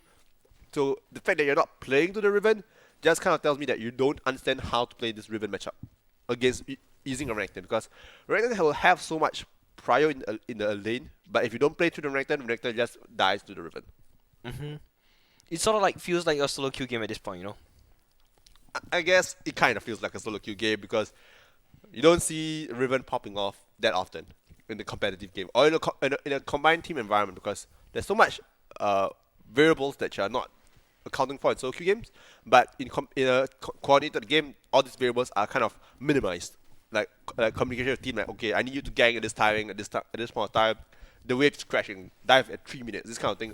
It's something that you can actually work out with your team in a coordinated environment. But in this game, it feels like there's no coordination within the IT College Central team yet. I believe the ward that the Akali just now put didn't spawn out the grave, so he gets this Rift Herald for free. Yes, I think it's good. I think Amu might actually spot him out. He but doesn't. He no. secures the Rift Herald and gets away with it. Yes, the Herald goes over the side of IT College Central, so there's actually some good news for the side of IT College Central. But looking at the lead so far, it is 1,500 goal lead in favor of SMU. All it mainly in the top lane. The 2 solo queues, and now your top laner has a 20 CS lead and 150 gold bounty on him. But the bottom lane, however, lends the root. Lends a stun, but it's not enough. They're going in for the top lane as well. The stun has already been used, as there's no follow-up, not enough follow-up damage that the Graves can output as of yet. Yes, now they're just trying to shove the lane in. I don't think they're going to dive him at the time, because that's the wrong move to do. Amumu looking for the counter gang. Yeah, this is a very good by IT College Central. Finally, I see some form of communication. Here comes the double ulti, comes out from the bottom lane of IT College Central. They're looking for a fight, but the TP comes in on the bottom lane. Here comes the Akali. He picks up one. He's looking for more. Here comes the EQ combo that perfect execution misses. And he dives him under the tower, forced to use the flash to get out. That's a double kill for Akali right there. SMU just saying that they want to win this game. All the solo lanes have the the kills, so 2 kills on Riven, 2 kills on Kali. Things are not going well for the side of IT College Central. But they may be able to find out a few members here. I They think may look for a fight. The heal is gonna be used to push them out. Oh, But the flash forward from the graves, a bit wasted, don't you think? Yeah, I think that's definitely a way there. I think he got a bit too greedy. He thinks that they are winning little, but Silas wasn't following up, so there was no way that was an engage coming from the grave. So flash burned by the graves for nothing, and that was actually a win for SMU. And SMU are right now playing the game so well. I think there's nothing really you can look at them and say that, oh, the game is going very badly, because SMU just playing the game flawlessly. 4 kills on the solo lanes. Oh, I think Amuyu shouldn't have done that. Amumu is now in a 1v2. Here comes the root from your Jin, but it's not enough. Amumu gets to live to tell his tale, but Nautilus out to get these people out. It's a bit wasted. Yeah, I think he was trying to see whether the Grace will stay there a little bit longer so that he can actually knock up the Brom as well. But I think there was a slightly good movement there from the side of the jungler of IT quite essential to just dash over the wall first, and then wait for the Brom to dash over the wall, and then both escape at the same time. But that was a bit very the word I'll use is actually a bit ballsy by the side of the Amumu, because he actually went in. The root lands, the chain CC won't be able to connect, as that was a good disengage from the bottom. That was a good disengage from IT College Central on the bottom side. Yeah, I don't think right now IT College Central wins any fight they take, especially in terms of items. When you look at how ahead SNU are in terms of item, Riven is a God Drinker up against the Renekton, who's just an Iron Spike Whip. So there's actually like, the difference budget of item. version. Yeah, the budget version of the God Drinker, right? And I think Akali right now is way ahead of what he's supposed to be because of the 2 kills he got at the bottom lane. So this Silas is finding it a little bit difficult to trade the Akali. So I think they have to find a time where they actually They're looking for a gang. Here comes the stun. Won't be able to land. I think Perfect Akali execution wants has to been go for the used. kill. He goes in, but it misses. It's not enough damage, but the Q damage will be enough. The second Akali out from Silas will be used to get out of that situation. And that's a good fight for the mid lane. But the bottom lane, a bit of skirmishes as well, but nothing comes to fruition. Look at Amu might go for the kill on Silas, and Silas just backs off. And this is just... everything's going wrong for the side of IT College Central, right? Because I think Grace wanted to gang the Akali, but Akali says break it and just... let me get that quick double kill, yeah? Yeah, and look at top lane here. Renekton's not having the best time of his life. Oh, here comes the solo kill under tower, is it? Yeah, I don't think this is going anywhere well for the side of IT College Central, because look at that, they had to summon the Rift Herald at the bottom side. So looking at SMU, I think they might want to go and place a ward somewhere at the back a bit so that, Riven can teleport and dive the bottom lane if they ever overextend for the Herald. So this is just unfortunate for the side of IT College Central. And look at the goal lead now. It's not even 15 minutes, it's really close to 4,000 goal lead. I think top lane turret might fall down here, but I think Riven wants to play a little bit with his food, so he's just going to leave it up so that he can solo kill the Renekton again. It feels like the Graves is playing more of a farming simulator. Hold on. Bottom lane getting a fight. Ezreal not doing his best to get out right here. Here TP is gonna be used. He's gonna live to tell the tale. Oh, the snipe from the Graves gets the kill onto the Nautilus. Oh, but that was big because SMU denied the Herald. So by That denying the allows Herald, him there's to 2 plates denied from the side of IT College Central, and now Riven gets the top turret. So all the goal, although it's just 1 kill going over to the side of IT College Central, it's still 1 turret and 1 extra plate from the side of SMU. So it's still a big win for the side of SMU. And now they're sending their bottom lane to deal with this Riven, which Riven, if played correctly, can 1v2 a ADC support bottom lane. Do you want? Oh, I they're think going I in. think you can see the 1v2, but I think the Riven says it's okay. I will just go off. Yeah, I'll just go off. And the sad thing about that play was Renekton actually TP'd to bottom lane, because he TP'd to bottom lane and there was no kills or no assists on him. It's a wasted teleport. Yep. I think the nerf on Silas is a bit too much. Oh, the Curtain's Call is gonna be used. It lands one, but forced to use the flash there. Gets out of there alive. Yeah, that's a little bit unfortunate there for the South Silas. He shouldn't have been caught in that position, and I think he didn't expect the Jin to rotate over to mid lane on time. So having to burn his flash is just a really sad thing, because the dragon is spawning soon, and without the flash, I think it's very difficult for the side of IT College Central to really contest for the dragon, right? And I think right now IT College Central, they have a win condition, which is the fight for the dragons, and they're already 2 dragons up. So if this third dragon goes to the side of SMU, then it's going to be a bit difficult for IT College Central to actually find some ways back into the game, especially now they are already 3,000 gold down, close to 15 minutes into the game. I think the goal shouldn't be that much of an issue, especially when the Ezreal is building the Divine Thunderer build, you know. It will be a threat to the, I believe, the Riven on the top side. You know, she building a lot of that HP and sustain. Oh, hold on. I She's think on it's the going to back be a line. solo kill. Yeah, she gets the Blast Cone over. Will be able to come, and here comes the members of IT College Central. We'll be able to turn this one around as Riven picks up one. Riven's trying her best right here. The TP is going to be used, but the stun will be able to land. The stun will be able to survive. But here comes Akali on the pursuit. Perfect execution has not been used yet as she gets out of there. And the snipe won't be able to, the True Shot Barrage won't be able to land as now IT College Central are on the pursuit for the kills. I think they might go for it. They might be a... Oh, but they disengaged with the Brom leaving it. Yeah, so 1 for 1. I think this actually favors IT College Central because they got a shutdown on the Riven, as well as that Renekton is just free farming in the bomb lane, so they actually managed to cut down the gold lead a little bit. And with the turret fall now as well, some goal for the Renekton. I do believe he's able to complete his Oh, mid wow. item, so, and did that still just happen? That just happened. Was that a steal? I think that was a steal. Oh, Yeah. there was steal. Oh, what a steal, what a smoke screen. Who would ever expect the smoke screen to actually steal the Scuttle Crab from you? That is just really just unfortunate. I think the Inferno Drake will help IT College Central here.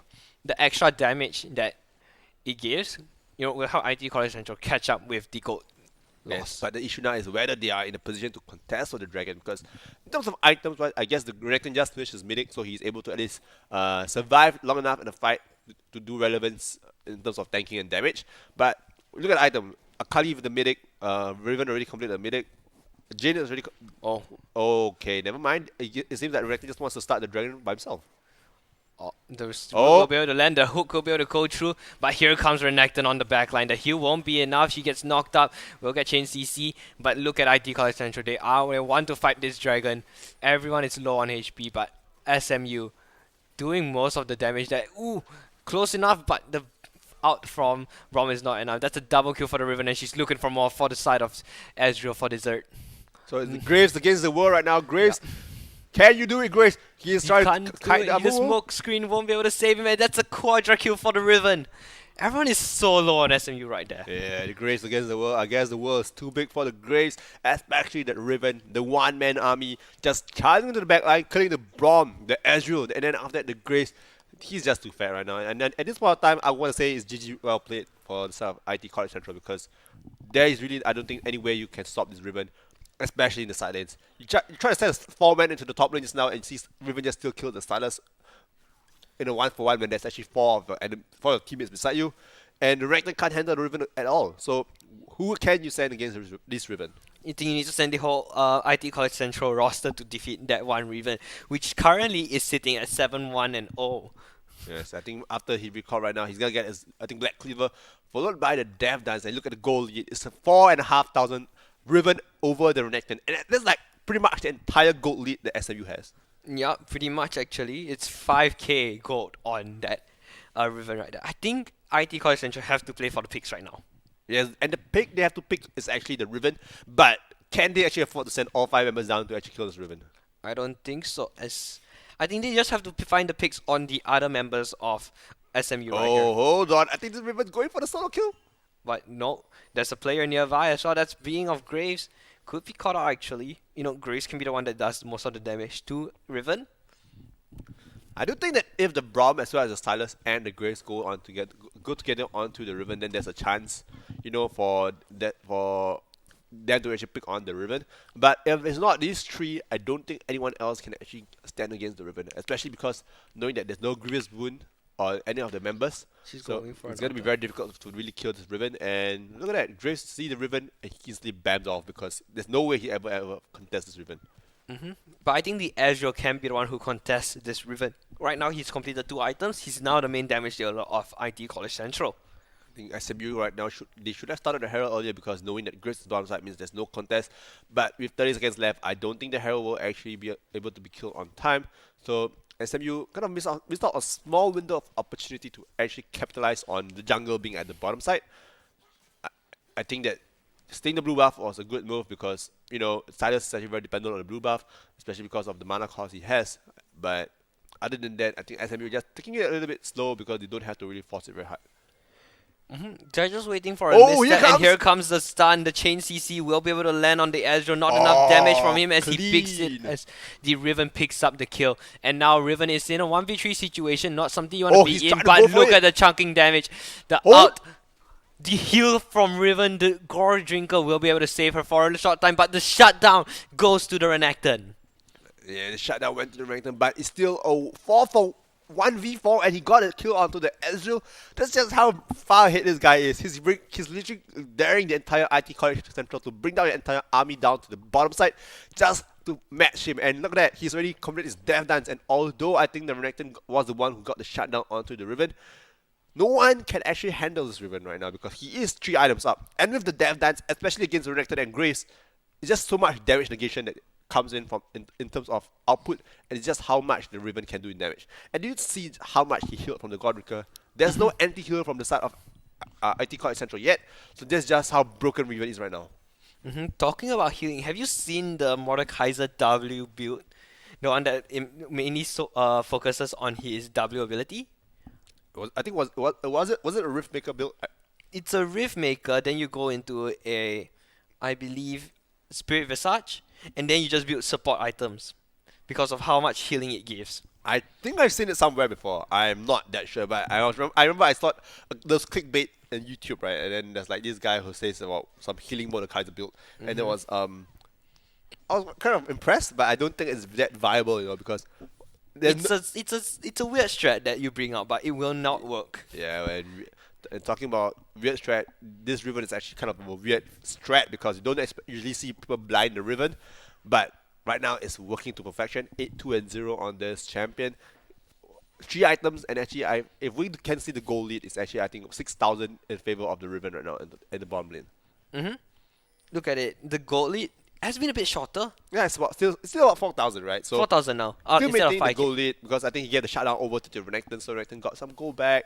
But look at the item difference. I think he's already 3.5 items, even with the stopwatch, whereas Renekton hasn't even completed the second item yet. That's just how far behind the Renekton is. And when you look at the side of SMU, the respective other members, Akali completed the Zongya, so the second item done. Jin completed the second item. When you however, on the side of IT College Central, Ezreal has already completed his second item. Graves still has yet to complete the Collector. So going to this dragon fight, I don't think IT College Central should be fighting this. I think instead they were looking for the pick on the top side. I think the Akali has the potential, but she doesn't know that 2 members of IT College Central are waiting for her. But I think he's on the back. They don't know. But the Ezreal is also on this pursuit. Here comes the out from the Akali. Won't be enough to perfect execution to get out, plus the Proto Belt. Oh, but that was look clean at that combo. Graves. Graves is looking for the kill. The 2 last autos for Graves picks it up. But on the bottom side, Riven picks up the dragon. Yeah, although I think it was a wise decision from IT College Central not to contest for the dragon, but look at the Grace, his combo there, using the ultimate to really just get the distance closer against the Akali, and then using his Gale Force and Flash to really just close the distance against the Akali, who actually used a perfect execution to escape. Just beautiful to watch, and this is why I think this Grace is actually the win condition of IT College Central, because if the Grace is actually a hit, there's a chance. Everfrost lands. Hold They're on. going in for a fight. The change CC will be able to land. They are looking for it. The root will be able to land from my downtown. goodness, the But damage. they'll get that. Look at that Riven now in a 1v4 and a little bit of help from the Jin as well. She forced to go that golden there, but stopwatch. she's now on the pursuit for the members of IT College Central. She picks up another. That's a double kill. Can she look for more? But it doesn't show up. Oh, here comes the Shared Airlines. I mean, the Amu Airlines coming in from the back. Yeah, I think this is the thing that you need to be watching. But look at that Jin Oh, just gets no, shredded by that Ezreal. I don't think that's supposed to happen for the side of SMU. They got the 2 kills, and Jin there getting caught. Out It's is not 1v1. Yeah, it's not what you want, but I guess in the end it's a 2-for-2 for the side of IT College Central as well as SMU. But River, look at what she's doing at the side lanes. It's just no one able to stop her right now. Nothing on the side of IT College Central Arsenal can stop this one-man Riven army.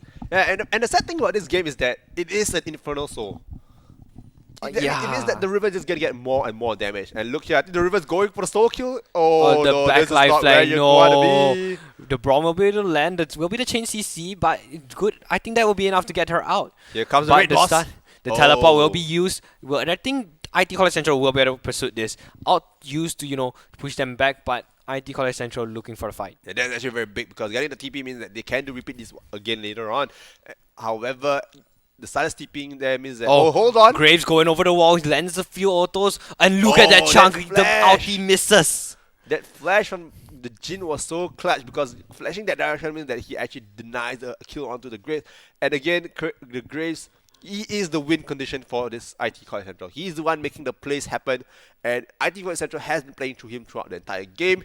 It's just unfortunate that the Riven is so giga fat that he is now being put in a position where he has to go to the side lanes or even the mid lane and get those sneaky bushes, attempt to ambush from the side of IT College Central. But I think this game, if SMU actually wants, they can actually look to just start the Baron and then force a fight in the Baron pit. And actually, I don't think anyone can stop the Riven right now.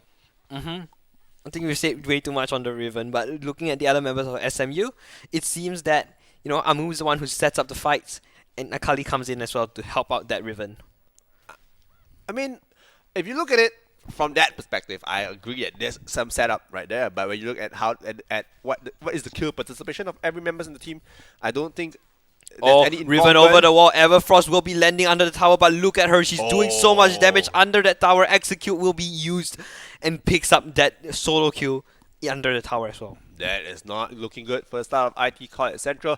Riven They are looking for more. Amumu goes in. Chain CC goes onto the Braum, but it's not enough as the TP from Riven comes in. This is the fight that you won't want to take. Graves is down. Here comes the Braum as well. Is down. Renekton is all left in the river. Can't do much. It's perfect execution. Looking for that Ezreal as well. Akali picks up this kill. And looking at the Renekton, he can't do anything against the Riven.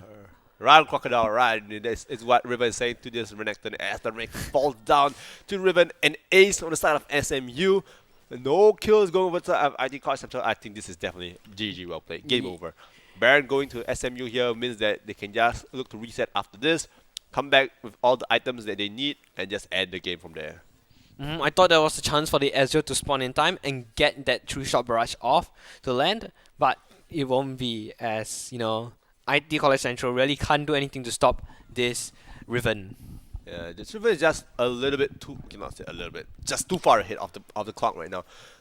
28 minutes, I think he's going to complete his 4th item already. I think looking for probably a Stare Gate or even maybe the Heartbreaker, the buffed Heartbreaker, if he ever opts to go for it. But, look at that, he's really 16k. And he's 2 times. Is 9k, that's like 7,000 gold lead in favor of the Riven.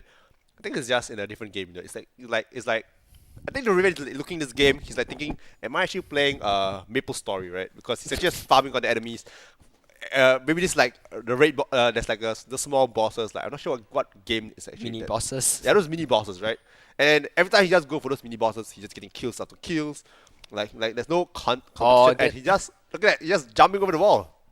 See, he doesn't give any she doesn't really care about what IT College Central does. She's just gonna jump over the wall. But look at the Graves, jumps over the wall. She steals the dragon though. However, IT College Central are on the run now. SMU are on the pursuit for them. This is the game-changing fight as a perfect execution picks up the Braum as well. It's a 5-on-3 right now, and the 3 members of IT College Central are all left to defend the base. Yeah, but I don't know what SMU is doing though. They can just force mid lane and end.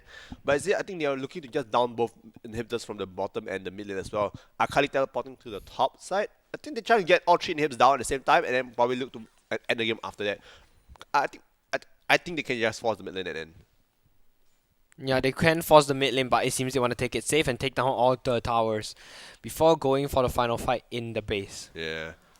I mean, if they delay it a bit too long, ID College Central may get a win. I think that's impossible. Like, look at the goal lead. 13,000 goal lead at 29 minutes is a bit too difficult an obstacle to overcome, especially when 8,000 goal of the lead is actually on the strongest member and one of the most important members of the game, the Riven. And this is just the Riven show. I'll call this Riven and Friends versus IT College Central.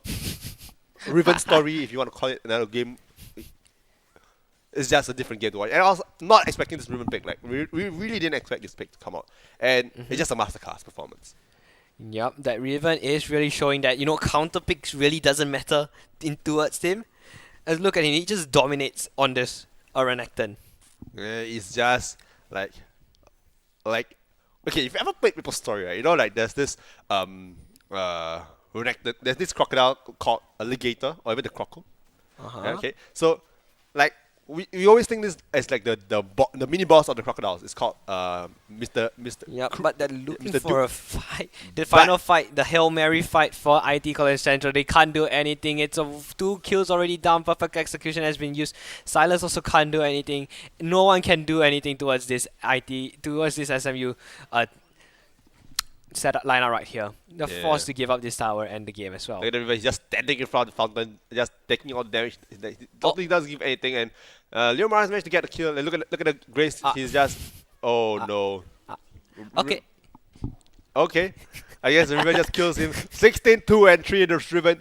More than 50% of the kills of the team goes on the side of the Riven. Masterclass performance by the Riven, and that is just how you play the Riven. And it's just unfortunate because I thought IT College Central, the drafts was slightly better and had less variance to really to consider of, because there's a strong top lane in the Renekton, able to set up stunts and then look for the dive onto the Riven early on.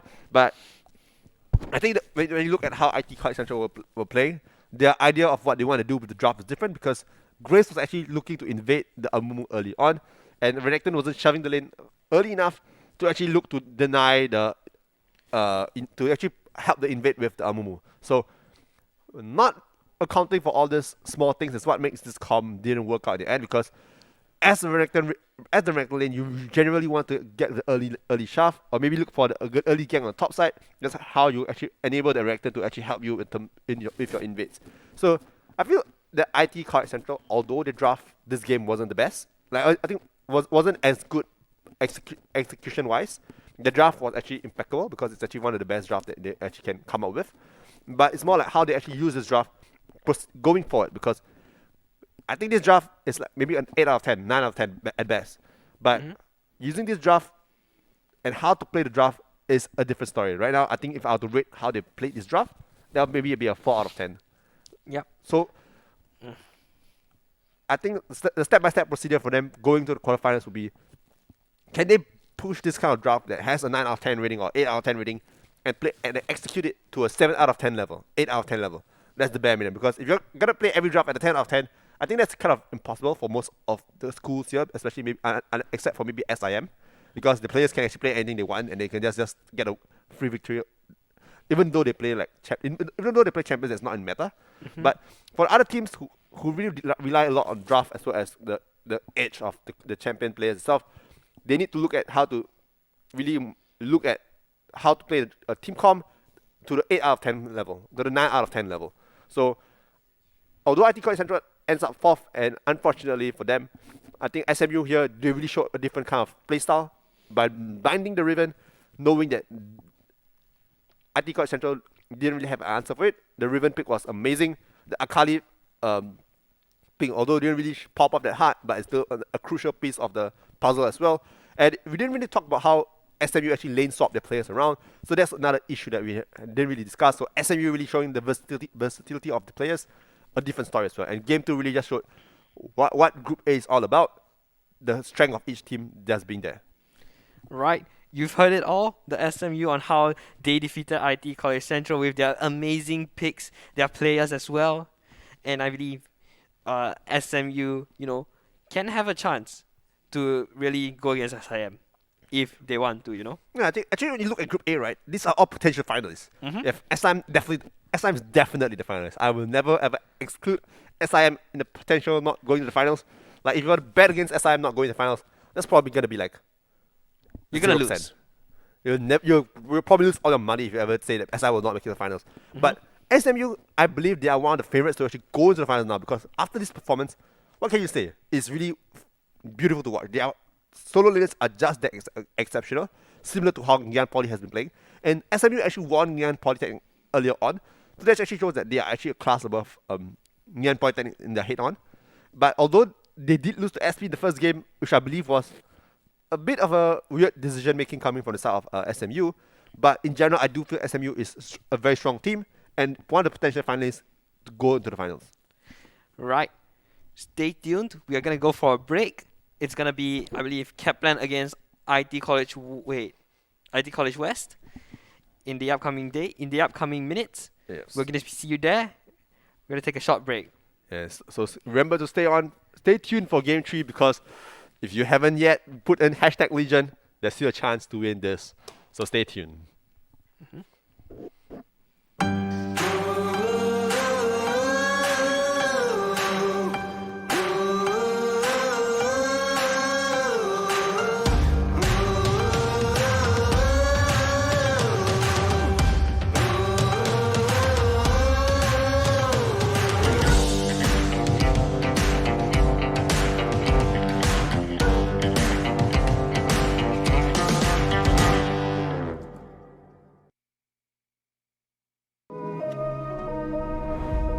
A lot of my painting is about movement. I really gravitated to the circle, and from the circle came the atom. It's like the center of everything, the universe, our biology, all of it. The atom is constantly in motion. We're introducing activewear. It's the best way I can represent with Uniqlo.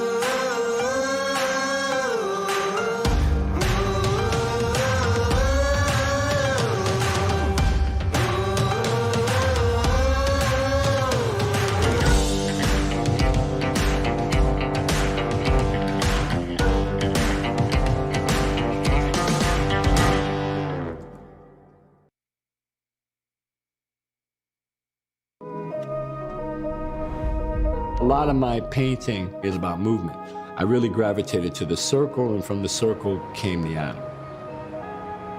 It's like the center of everything, the universe, our biology, all of it.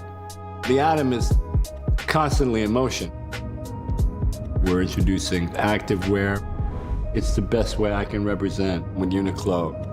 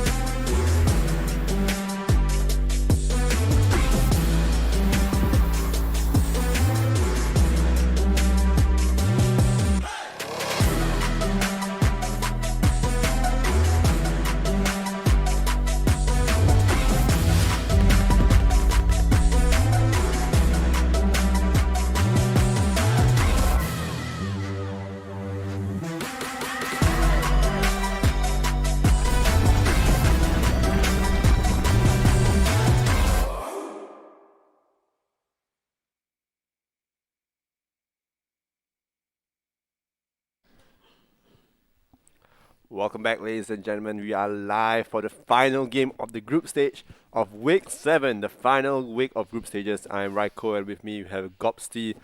Whew, what an amazing day we had today. Game 1 was a very one-sided storm by SIM. And in Game 2, you see the one trick come out from with the Riven pick itself and just demolish ITE College Central. And now Game 3, we have Kaplan versus ITE College West. Yep, those first few games were banger, and those, if you guys missed it, rewind time and just go watch it.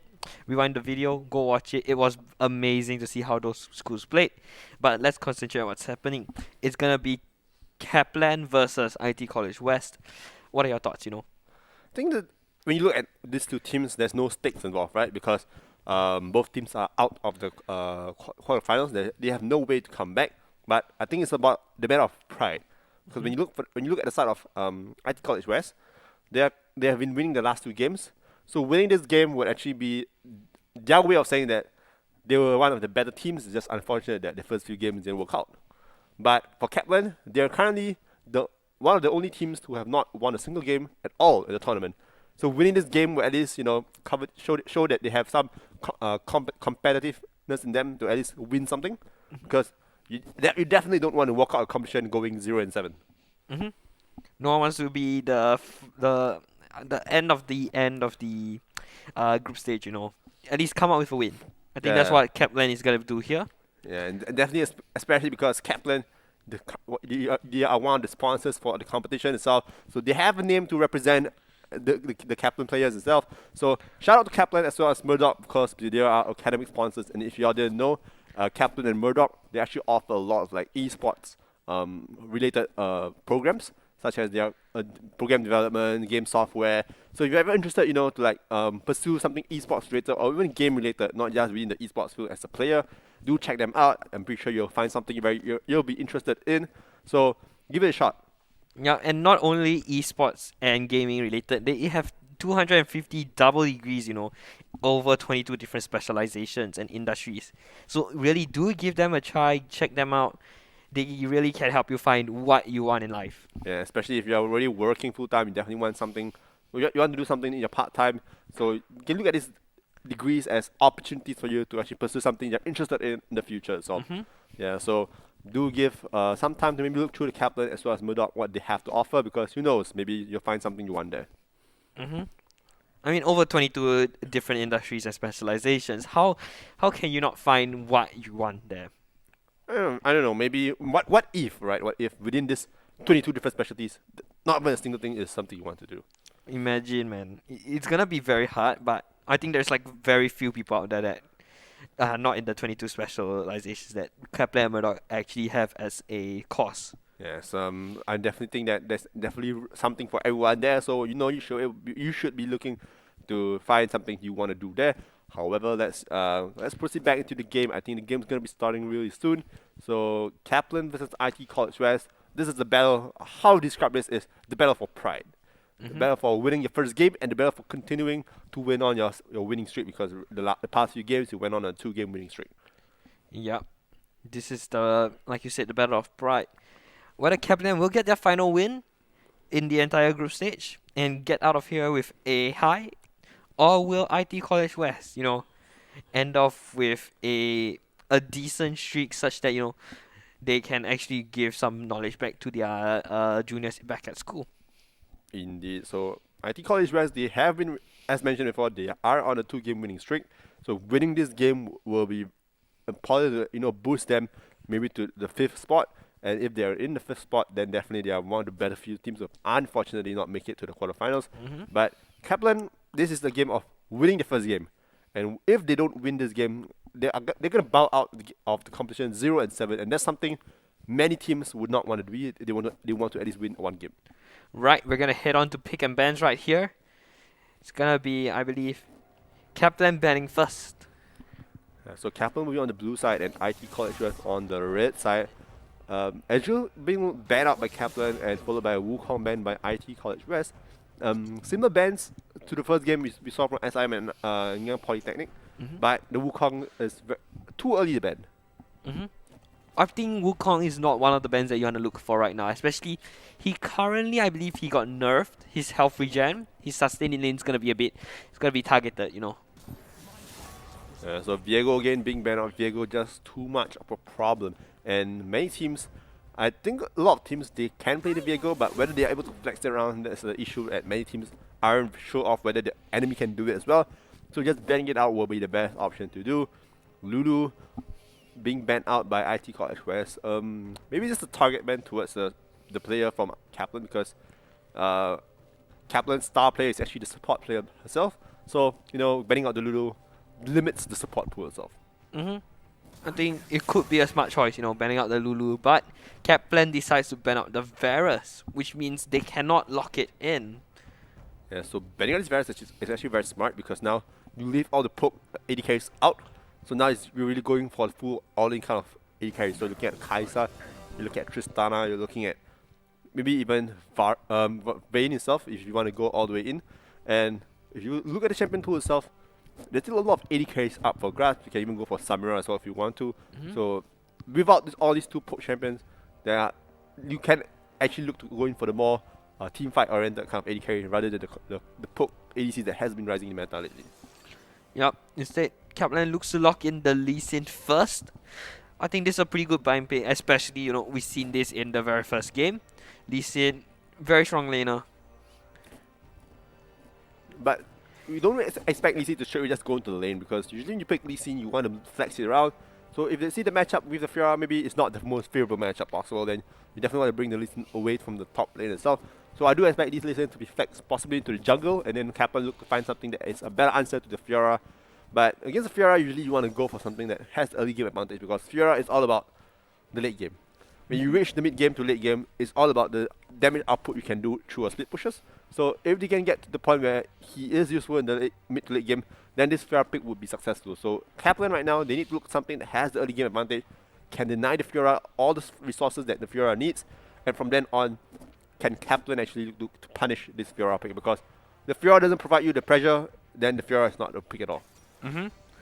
And Kaplan looks to lock in the Karma to match the Leona, but do note Karma can also be, lane swap to the top lane if I'm correct. Yes, Karma can actually be played in 4 roles if you think about it correctly. You can play in the AD carry, as a support, if the mid lane and the top lane, like if you actually want to theory craft a little bit. So I do expect, however, this Karma pick to go over to support, because this is one of RCD or Decoy, her former IGN. This is one of her champion, so you want to give it to her. But I wouldn't want Karma as my support. It just the effect is because in the games we have watched so far, it's all about engages, right? And as a Karma support, you don't really provide the engage. You're providing a lot of utility. So how do you really play the meta itself in the current patch with the current teams you're facing is actually just going for the all-ins. So I would prefer picks like the Nautilus, maybe even Rel if you want to do Aura Khan, because these are picks that are generally better to play and simpler to execute. Right. IT College West will lock in the Kaisa for their final pick.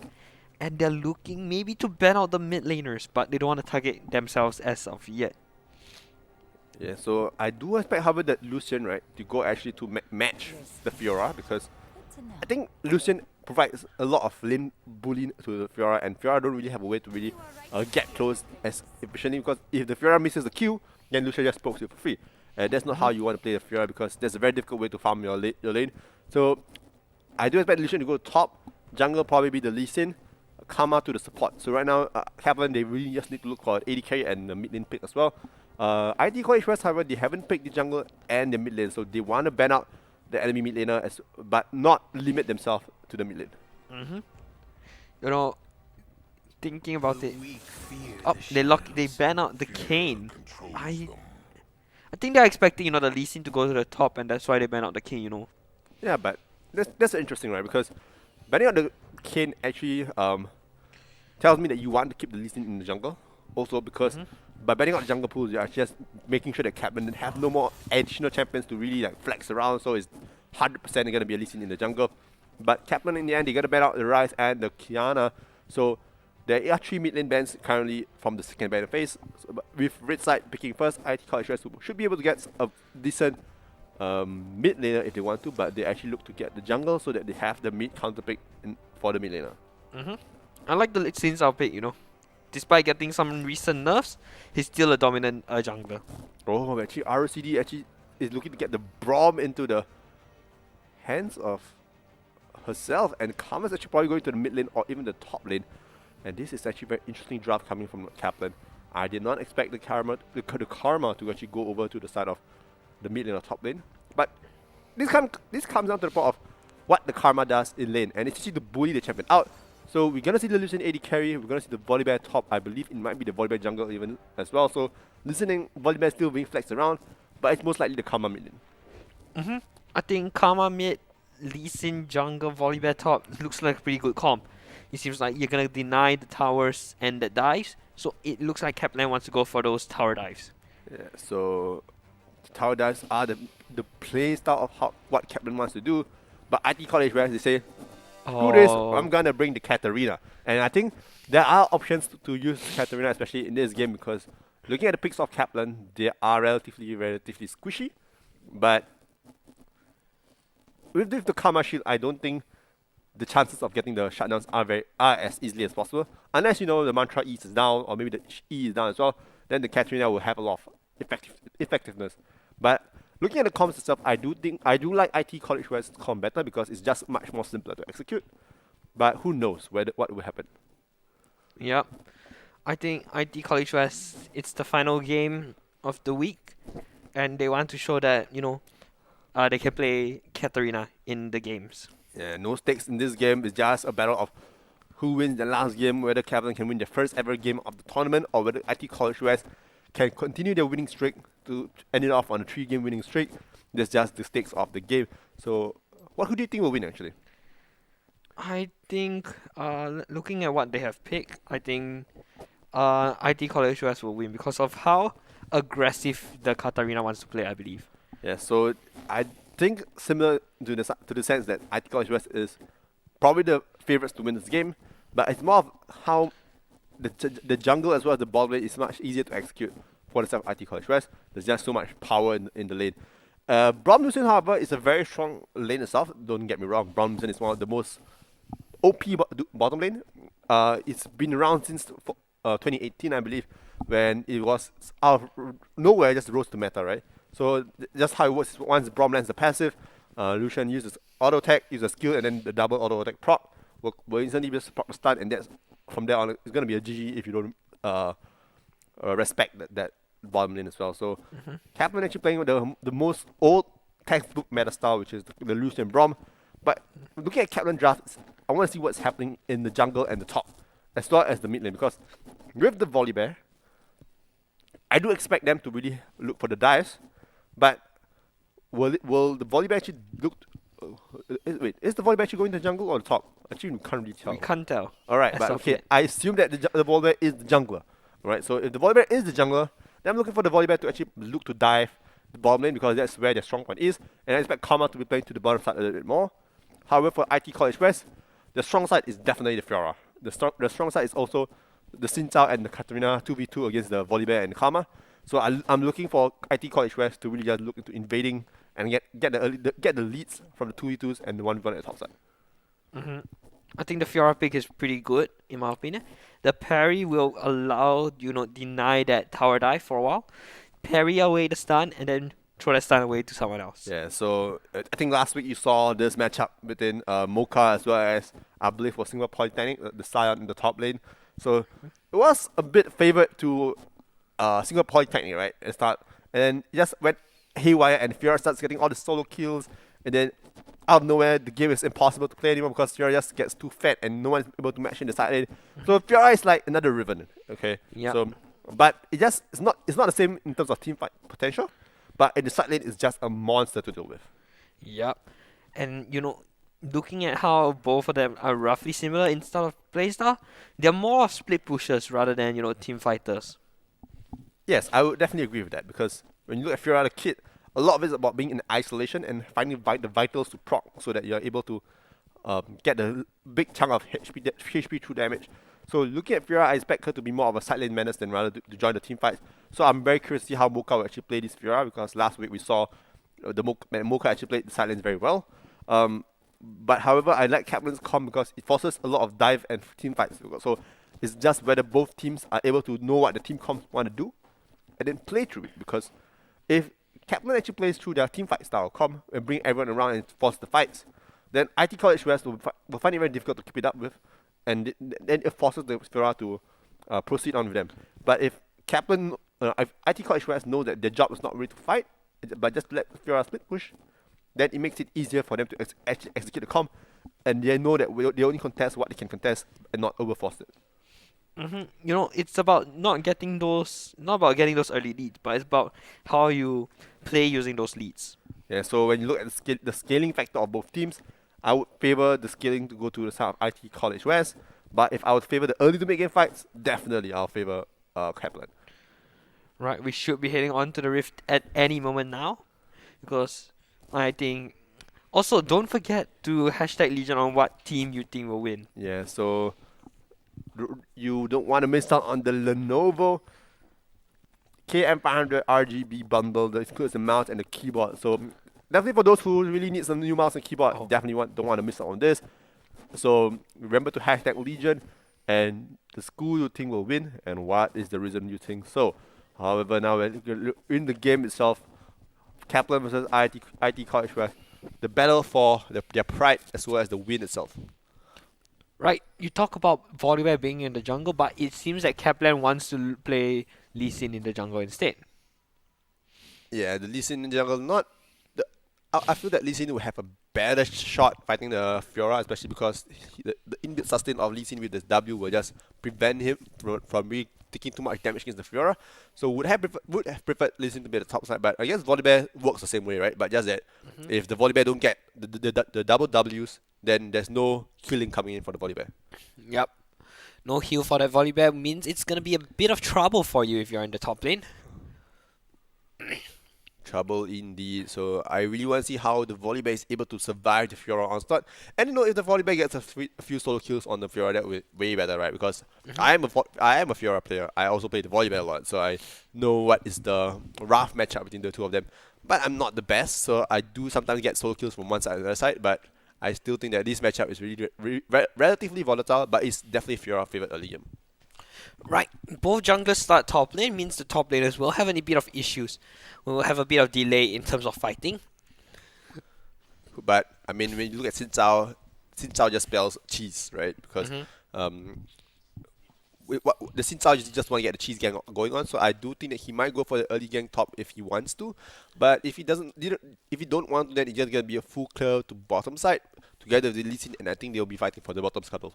And then that comes down to who has priority in the bottom side.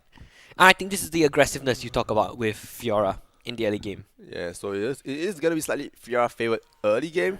However, once I think you reach the level 4, level 5, it'll be slightly neutral because there's a lot of potential for Volibear to just outplay the Fiora with the parry. So it depends on whether which player pulls the trigger and how the other player react to the stun as well as the parry itself. And look at that big wave on the top side. Yeah, there's a lot of wave. This Fiora is really looking to shove it early. Probably going to go for a cheater recall if he wants to cheater recall. I don't expect him to be staying on the turret. He probably should just recall and get probably either the cowl or even the long sword to just, yeah, that's the way. Cheater recall back, I guess. Yeah, there's this streamer, there's this content creator by the name of LS. He's also the one who preach about this idea of cheater recall. So I think Mocha has been watching a lot of LS videos and thinking that okay, he has to cheater recall on wave 3 and then wave 4 come back with an item advantage and then look to just freeze a wave. Guess he do some freezing, but hold on bottom lane, I think they are looking to fight a bit. Yeah, but Rock misses DQ, which doesn't allow your Lucian to instantly proc that passive of his. Yeah, but with this bottom lane shaft, they do get the bottom scuttle in for the side of Kaplan. And we talk about how that both teams will be contesting for the bottom scuttle because they are puffing to the bottom side. So going over to the side of Kaplan, it is a big win for Kaplan. Kaplan looking for them to push out the bottom lane such that IT College Central can't actually do much and enable that bottom lane to do things. Yeah, and actually Lee Sin is getting the double scuttle, so this is even better for the side of Kaplan because since I was already one camp behind, now going for the double scuttle means that Xin Zhao will not be able to get anything out of this, and that bush is warded, so Kaplan just waiting for Xin Zhao to finish recall, and the Brom just top says... lane, having a fight right here. The Rock lands the Q, but Mocha just Qs away, lunges away from that fight. Yeah, so I think Lee Sin might look to invade the top side, but hold on mid lane. I think Xin Xin Zhao's Zhao gonna knows gank. this. Top lane has been ganked already, so Xin Zhao wants to fight this. Misses the win becomes lightning, so he can't engage onto Tiny Fix in the mid lane. Yeah, so very good early game coming in from Kaplan. They are playing very respectfully of where Xin Zhao will be coming from, and I think Lee Sin right there should have went for the crux and stole it probably, but I guess he did not. He managed to clear the control ward so that he is slightly ahead of the Xin Zhao in terms of EXP. Once Lee Sin clear this top side jungle, he should just recall and look for his item advantage, and then proceed on to path to the bottom side. Then maybe clear the camps and then look to start the dragon, because I think the bottom lane should be able to recall at this point of time, and together with the recall, they should be able to go for the early dragon together. The recall should, cheater recalls. I don't think this is one of them, but it does help out in the dragon fight later on. Yeah, so recalling now is actually the perfect time to recall. I'm surprised to see Brom not recalling because they just recall together, and then okay, never mind. The job of the Brom is just to deny the recall from the enemy team as well. So this is actually very huge for Kaplan. Because denying the recall means that the bottom lane will be late to actually be of any use in the Dragon Pit. So denying this recall means that Kaplan now has the onus on them to just take the dragon from away, and look at this Brom. He's just being a menace. Yeah, they can't even engage on him. That's the thing. Oh, look at that. The Brom is laughing and clapping in front of them. This is just ultimate BM at his best. Yeah, Dragon is starting out by IT College West actually, not Kaplan. This is interesting because knowing that Kaplan just recalled, I don't think IT College West wants to do this, but hold on. They're going in for the fight. Stun will be able to land on the Brom, but nearly kills the Kaisa. Kaisa is low on HP right now, but everyone is on the bottom lane. That's a first blood for the Katarina, and she's looking for more. Look at that reset, going in for more damage.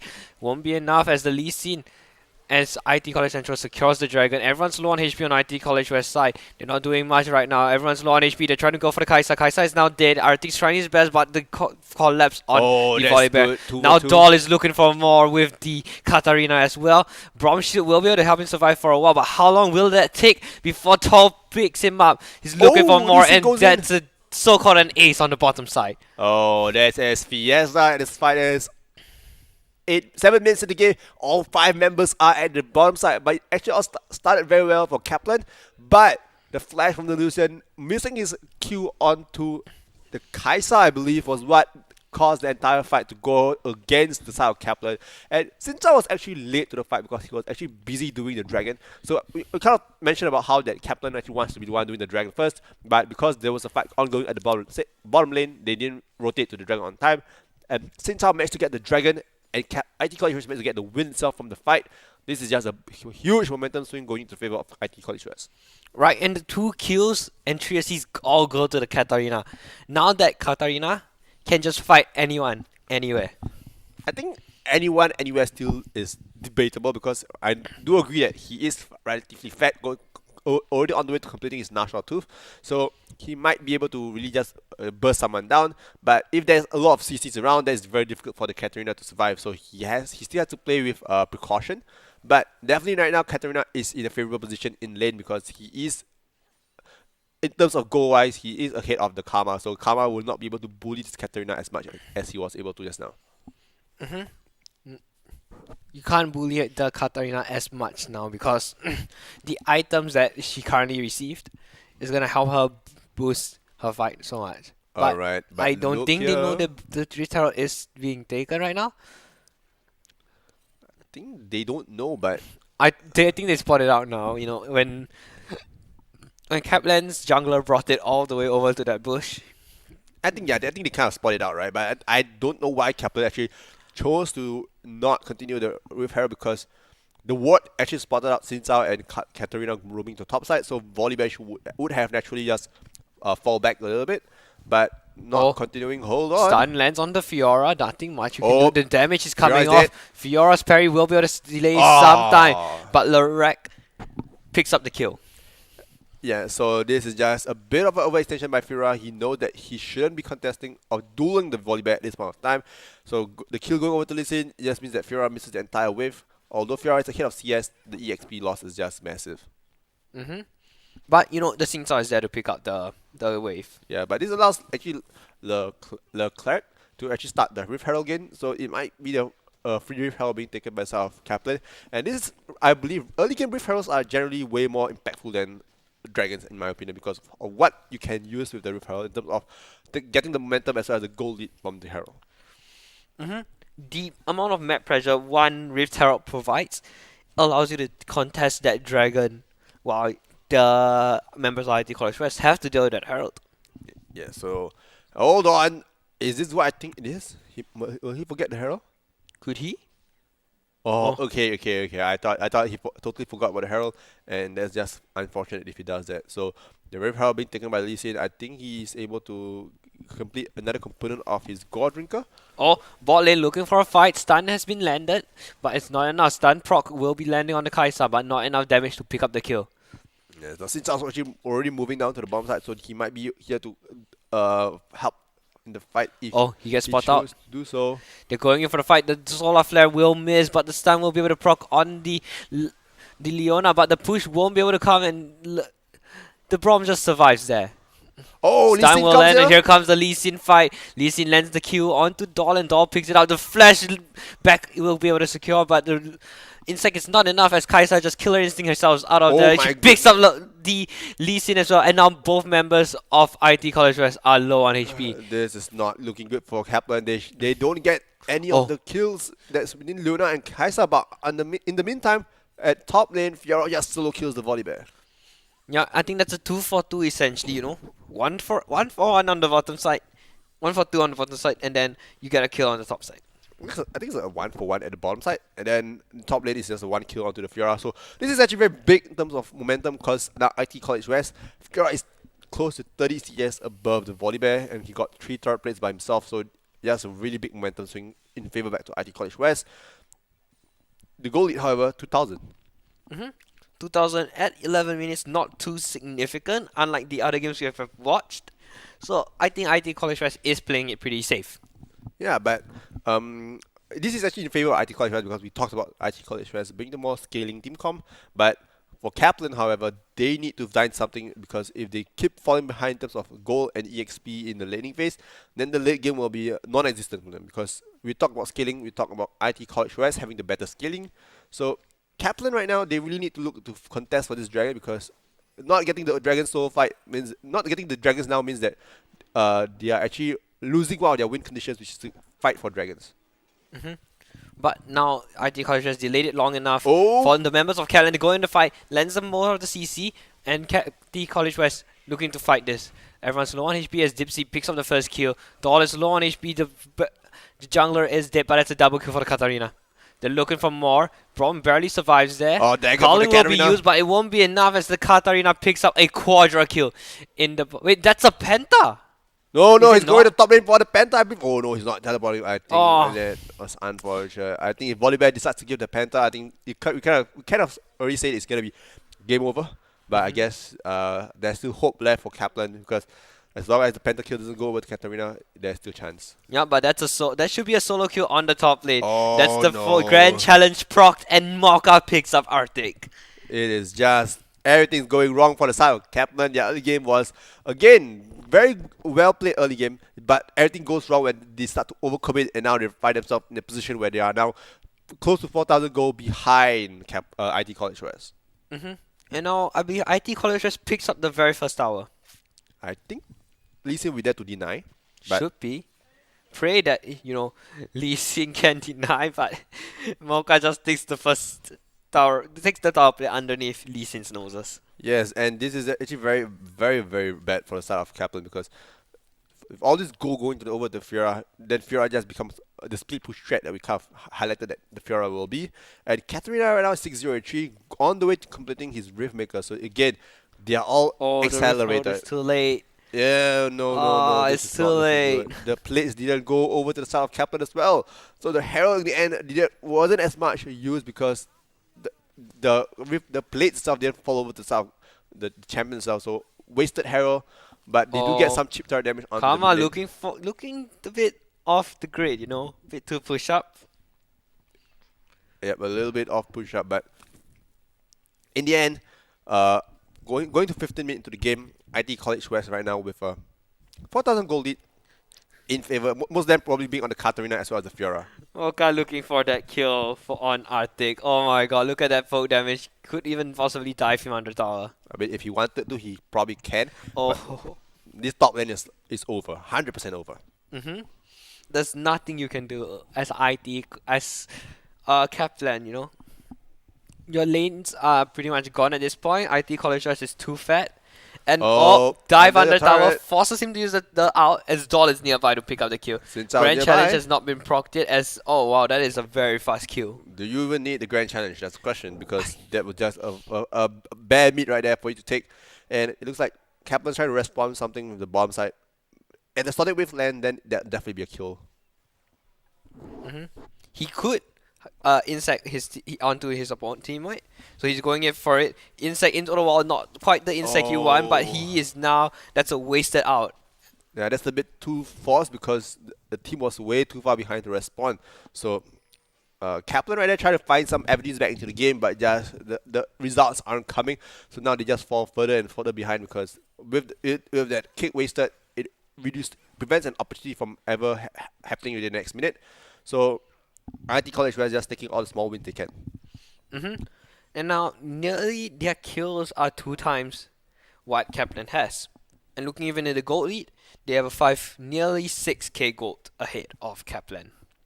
Yes, and so I think right now IT College West, they are en route just to get themselves the next dragon, which I think is, I believe, the mountain, right? Or is it the cloud? I think it's the mountain dragon.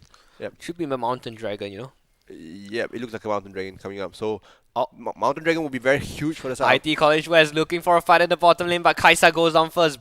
All is left for us is that Leona, but she gets stunned, but Doll is up there to get that kill. But I think that's a 1-for-1.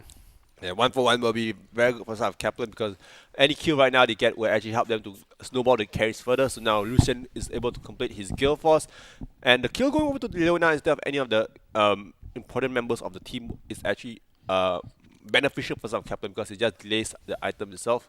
And now Tiny Fix in a bit of trouble of himself. Here comes the doll come in, but the Shurella Battle Oh, Song Flash. won't be enough. The Flash knockout will be what, knocks him out. And Katarina goes in. It's not enough damage. The Ignite possibly. Could it be? And it does! Oh, it's enough damage there. Katarina picks up that one. And now Lee Sin is all that's left to defend that the middle tier 1. Yeah, so the Ignite, I think it was the final tick of the Ignite that caught Karma down. But that was very big in terms of momentum push. And Volleyball, however, managed to get a topside turret. So in the end of gold-wise, I think it's still slightly okay for Kaplan to have lost that. But IT College West right now, they're just way too strong for Kaplan to fight. So they need to look for picks. And from these picks, can they actually find a way back into the game? Just now I thought the Raptors was an enemy, so I thought Lee Sin was going for a fight. I mean, the Raptors is enemy jungle camp, right? It's like a monster you have to defeat. So I guess it's considered an enemy, just not the player enemy you're looking for. Oh, look at that mid tier 1. It's just so low on HP right now. Yeah, so I think the mid tier 1 is going to fall down now. I think, yeah, he's definitely going to fall down. Yep. So mid tier 1 falling down for the South Kaplan means that now IT College West, they are able to actually push their vision slightly deeper in the jungle, but it looks like IT College West are just going to start the dragon in front of the faces of Kaplan. This is what I want to see Kaplan forcing the fight now because they know that the longer this goes, it's going to be game over. Yep, IT College West coming in for the teleport. The Lee Sin actually steals it. Now most of the damage coming in. Culling will be used. Picks up one. However, IT College West is now on the pursuit for more members. Katarina, however, not doing the damage right now that we need to see. Oh my god, I think Lee Sin though. Kaplan got the way back into this game. Yeah, but Fiora is now your issue. Fiora looking for the fight, trying to shut down that Lee Sin. Despite him getting a triple kill, it's now the triple for Fiora, and he's looking for more. Perry will be able to slow down that, as Rock doesn't have any tower left to defend. That's a 4 for 4. Yes, but again, this is massive for Kaplan because they were so far behind, but to get a 4 for 4 is a huge. Although Fiora did get most of the kills, and this will actually push her split pushing power even further. But to get the team fight win was actually a big win for Kaplan because they denied the mountain. They denied slow point for South IT College West, and Mountain Dragon for them will be very useful against Katarina, just not against Fiora because of the true damage. The true damage is way too strong. Oh, I think he might go for the solo kill. May gets caught out. Oh, he is trying to go for the solo kill. He cancels recall.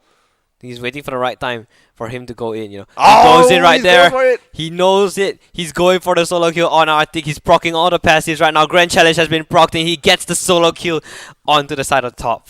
Oh my god, this guy, he is just trying to cement his position in the top lane even further. Now Volleyball is 2 and 6, whereas Sphera is 8, 2 and 6. So really just a big difference in goal as well as EXP. And this Fiora is just really taking over the game. Oh, but Lee Sin in the jungle looking for door right there. Can't even proc the final passive as finally he does get stunned. Now Rock is on the run away from IT College West members. Yeah, so with the Volleyball falling down, there is no backup coming from the top side, especially because Fiora right now is just way too strong for the side of Kaplan to handle. So IT College West, they are trying to look to extend the lead even further. Fiora right now, I think he's able to complete one full item from his recall. He hasn't recalled since the fight earlier on. It might be a Death Dance. Yes, he has 2.8k. He might be a Guardian Angel or even a Death Dance if he wants to. Right now, Fiora has most of the gold, and he also bought Phantom Dancer.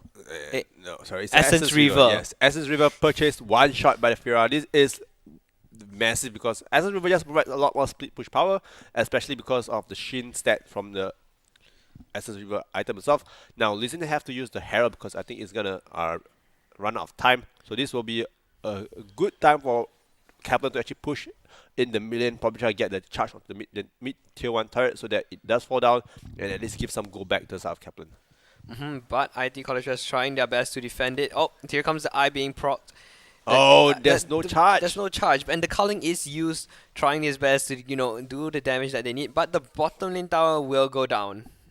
Yeah, but although there's no charge, I think Kaplan still is able to push for this tier 1 turret. It's still relatively low as well. Volleyball is in the mid lane, so I think they want to dive it. But hold on, Fiora is trying to flank.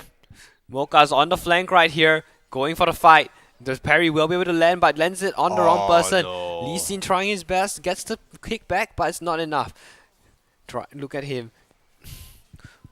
Right now, Katarina now is on the run. All of members of IT College West disengage from that as it's a 1-for-0 trade for IT College West. Yes, you're actually flashed over to try and kill the Lucian on the turret, but unfortunate that he wasn't able to get the vital proc as well as the last hit on the Lucian, so Lucian managed to survive. But the Bromdel's falling down is actually not too bad for Star Captain because although they did use some of the ultimates for this fight, the ultimate should be back up for the next upcoming dragon fight, which I believe will be in about a minute's time. Right. But looking at how the goal is still, it's now 7k for IT College West, which has grown into a 1k growth after the last fight that it happened. Yes, but I think at this point of time, we just have to look at what is the item spikes of each champion within the game. So when you look at the side of Kaplan, the Volibear has yet to complete the second item. Lee Sin's already completed the second item, the Black Cleaver is already up, so he's actually within a good position to fight for the next dragon. Karma have yet to complete her chem tank, so chem tech purifier. Lucian have yet to complete his Essence River as well, and Brom I think is trying to go for the Frozen Heart, I believe. So there's still items. I think it's Zeke Convergence, one of them. So the second items for Kaplan is not up yet, whereas on the side of IT College West, nearly everyone has already the second item. Fiora already completed the third, so they are way too strong for them to settle right now. But if Leclerc can get another steal like he got it in the previous fight, then there's always options for a comeback for Kaplan. Now it's who's gonna start up the dragon, you know. Lee Sin throws a Q over, starts it up for IT College West, but they don't take the fight. They don't take the dragon as of yet. They know it's warded, and they probably don't want to fight this. Yeah, so IT College West, they're on a man disadvantage right now. However, on the flank is Mocha. I believe just TP'd in. No, not even TP. Also on the bottom lane. IT College West wants to take this dragon for themselves. Yes, I think Leclerc wants to Mocha's on the flank now.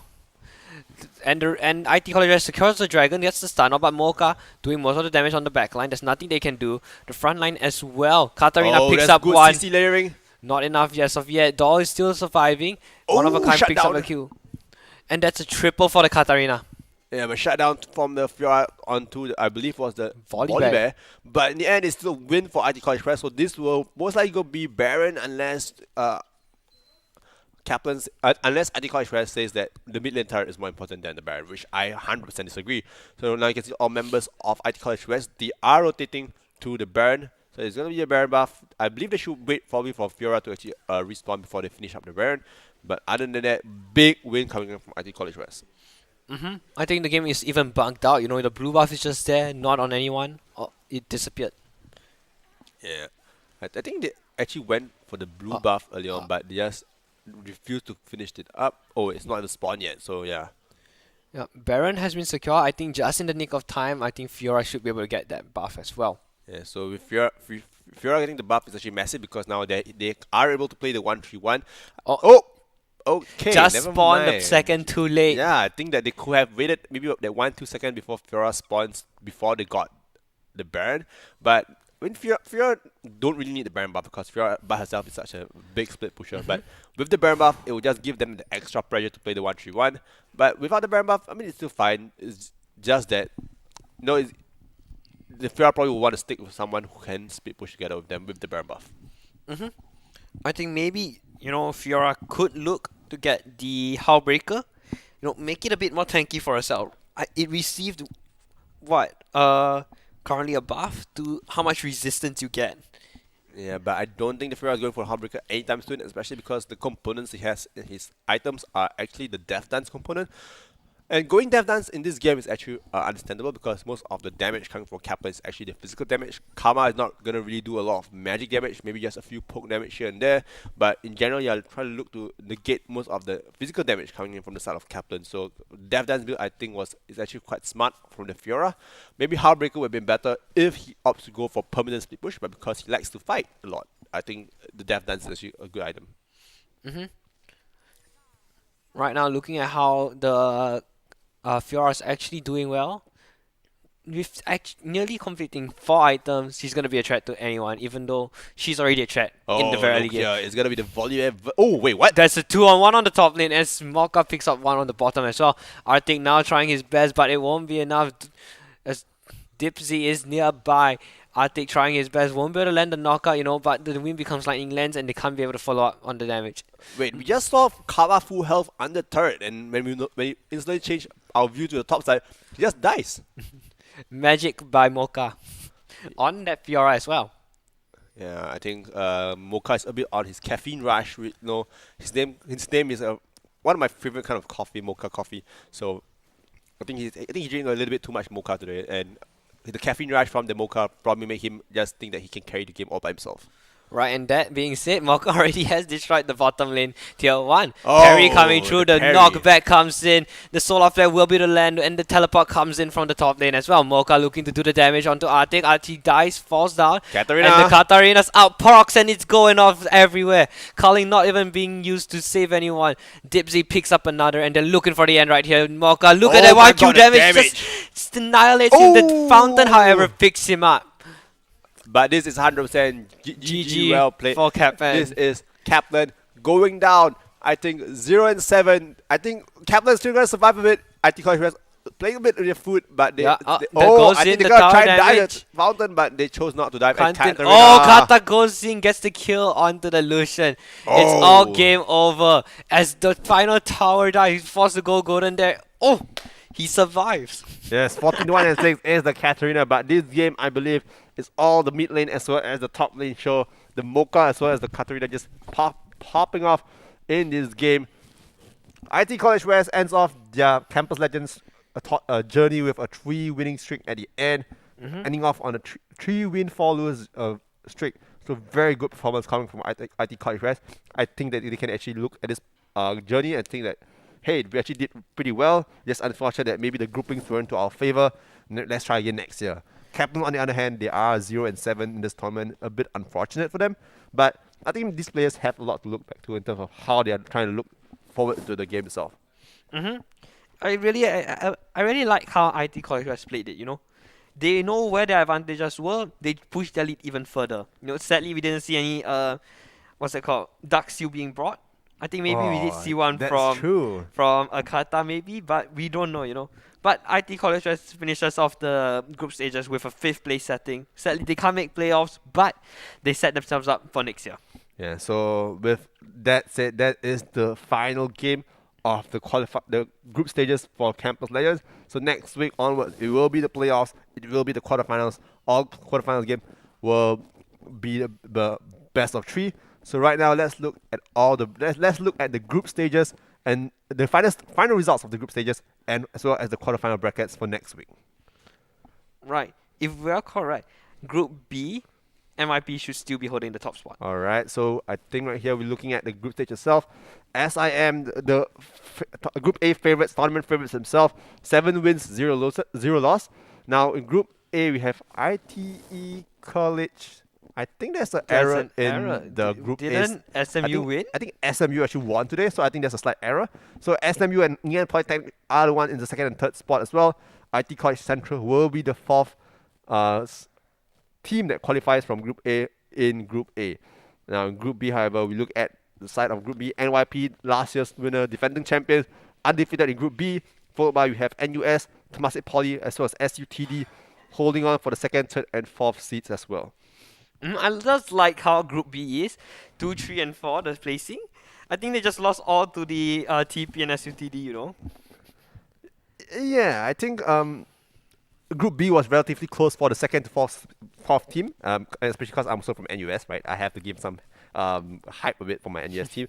There is a chance that Group B, I would feel that Group B is slightly the weaker group, because in terms of performance we've seen so far throughout the tournament, I think Group A has more to offer. The teams are more competitive.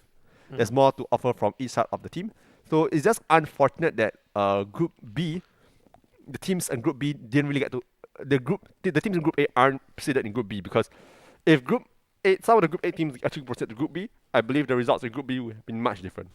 Yep, I think one to look out for will be SUTD in Group B. Despite them going 4th, I think against SIM they will put up a good fight. Yes. So looking at the bracket itself, now we see the actual seeding itself. So SIM, the first seed from Group A, SMU will be the second seed, third seed will be Ngee Polytechnic, and fourth seed will be the IT College Central. And for Group B, NYP first seed from Group B, second seed NUS, third seed Temasek Polytechnic, and fourth seed will be SUTD. So looking at the groups, the seeding itself is gonna be SIM versus SUTD, NYP versus IT College Central. We see NUS versus Ngee Polytechnic, and then SMU will go against Temasek Polytechnic. I think the ones to watch out will be the MIP versus IT College Central. You know, the favorites of the tournament, you know, are the ones to watch out. SIM, MYP. But for me, I'll personally watch out for the SUTD game. Yes, SUTD. I think SUTD actually has a chance, you know, because going against SUTD 3 times, right, in three games in a competitive performance. Although we lost all 3 games, I do think SUTD have a strong showing, and their laners are not really someone to look down on because all the laners actually play relatively well and they are able to be very aggressive if they want to. So looking at SUTD against SIM, I do, however, want to give SIM the favorites, but my heart will go on to SUTD because you know, gotta support them a bit because friends, you know, friends. Right. And just now when you guys did your hashtag Legion, the giveaway winner is up soon. Do Yeah. stay tuned.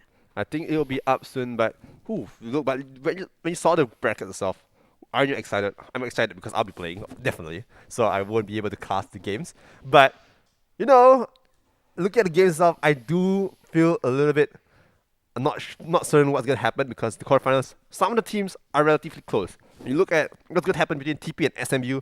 After you look at what an amazing performance they had today against IT College Central, I'm really very worried for TP. Yep. So I'm just excited to see what's going to happen next game, right? Yeah. So anyways, I think the winner for today's giveaway is out. So drum roll, please. I can't do drum roll. All right. So the winner of the Lenovo giveaway is 28 Legend 28. You'll be walking away with this KM300 RGB bundle, which includes a mouse and a keyboard. So I think the organizers will be contacting you soon with regards to how to receive this gift. So thank you for participating in this giveaway. And for those of you who didn't get to win this amazing bundle, there's always next week. There's always the week after. So do stay tuned next week to find out more. Or even coming in tomorrow. You know, tomorrow we have the Mobile Legends tournament itself for I think Campus there's a Legends different price for that. I think it's the $100 Uniqlo voucher for the Mobile Legends side. Yeah, so I mean, there's still a giveaway to win, right? So you can always try again, and win more if you want to. For those of you who already won, you know, you want to give the other people a chance to win something. Yeah? Don't just keep trying to hog all the prize for yourself. But I mean, if you are really lucky to win multiple times, then, you know, good for you. But again, thank you 28 Legend 28 for participating in today's giveaway, and to everyone else who actually participated and tried to win themselves this amazing bundle. For those of you who didn't win again, please do stay tuned next week. And for the rest of you who stayed tuned to watch today's game, thank you so much. We'll be seeing you again next week. Right, it's me, Gopsty, and Raiko sending you off. Thank you for staying all the way to the end.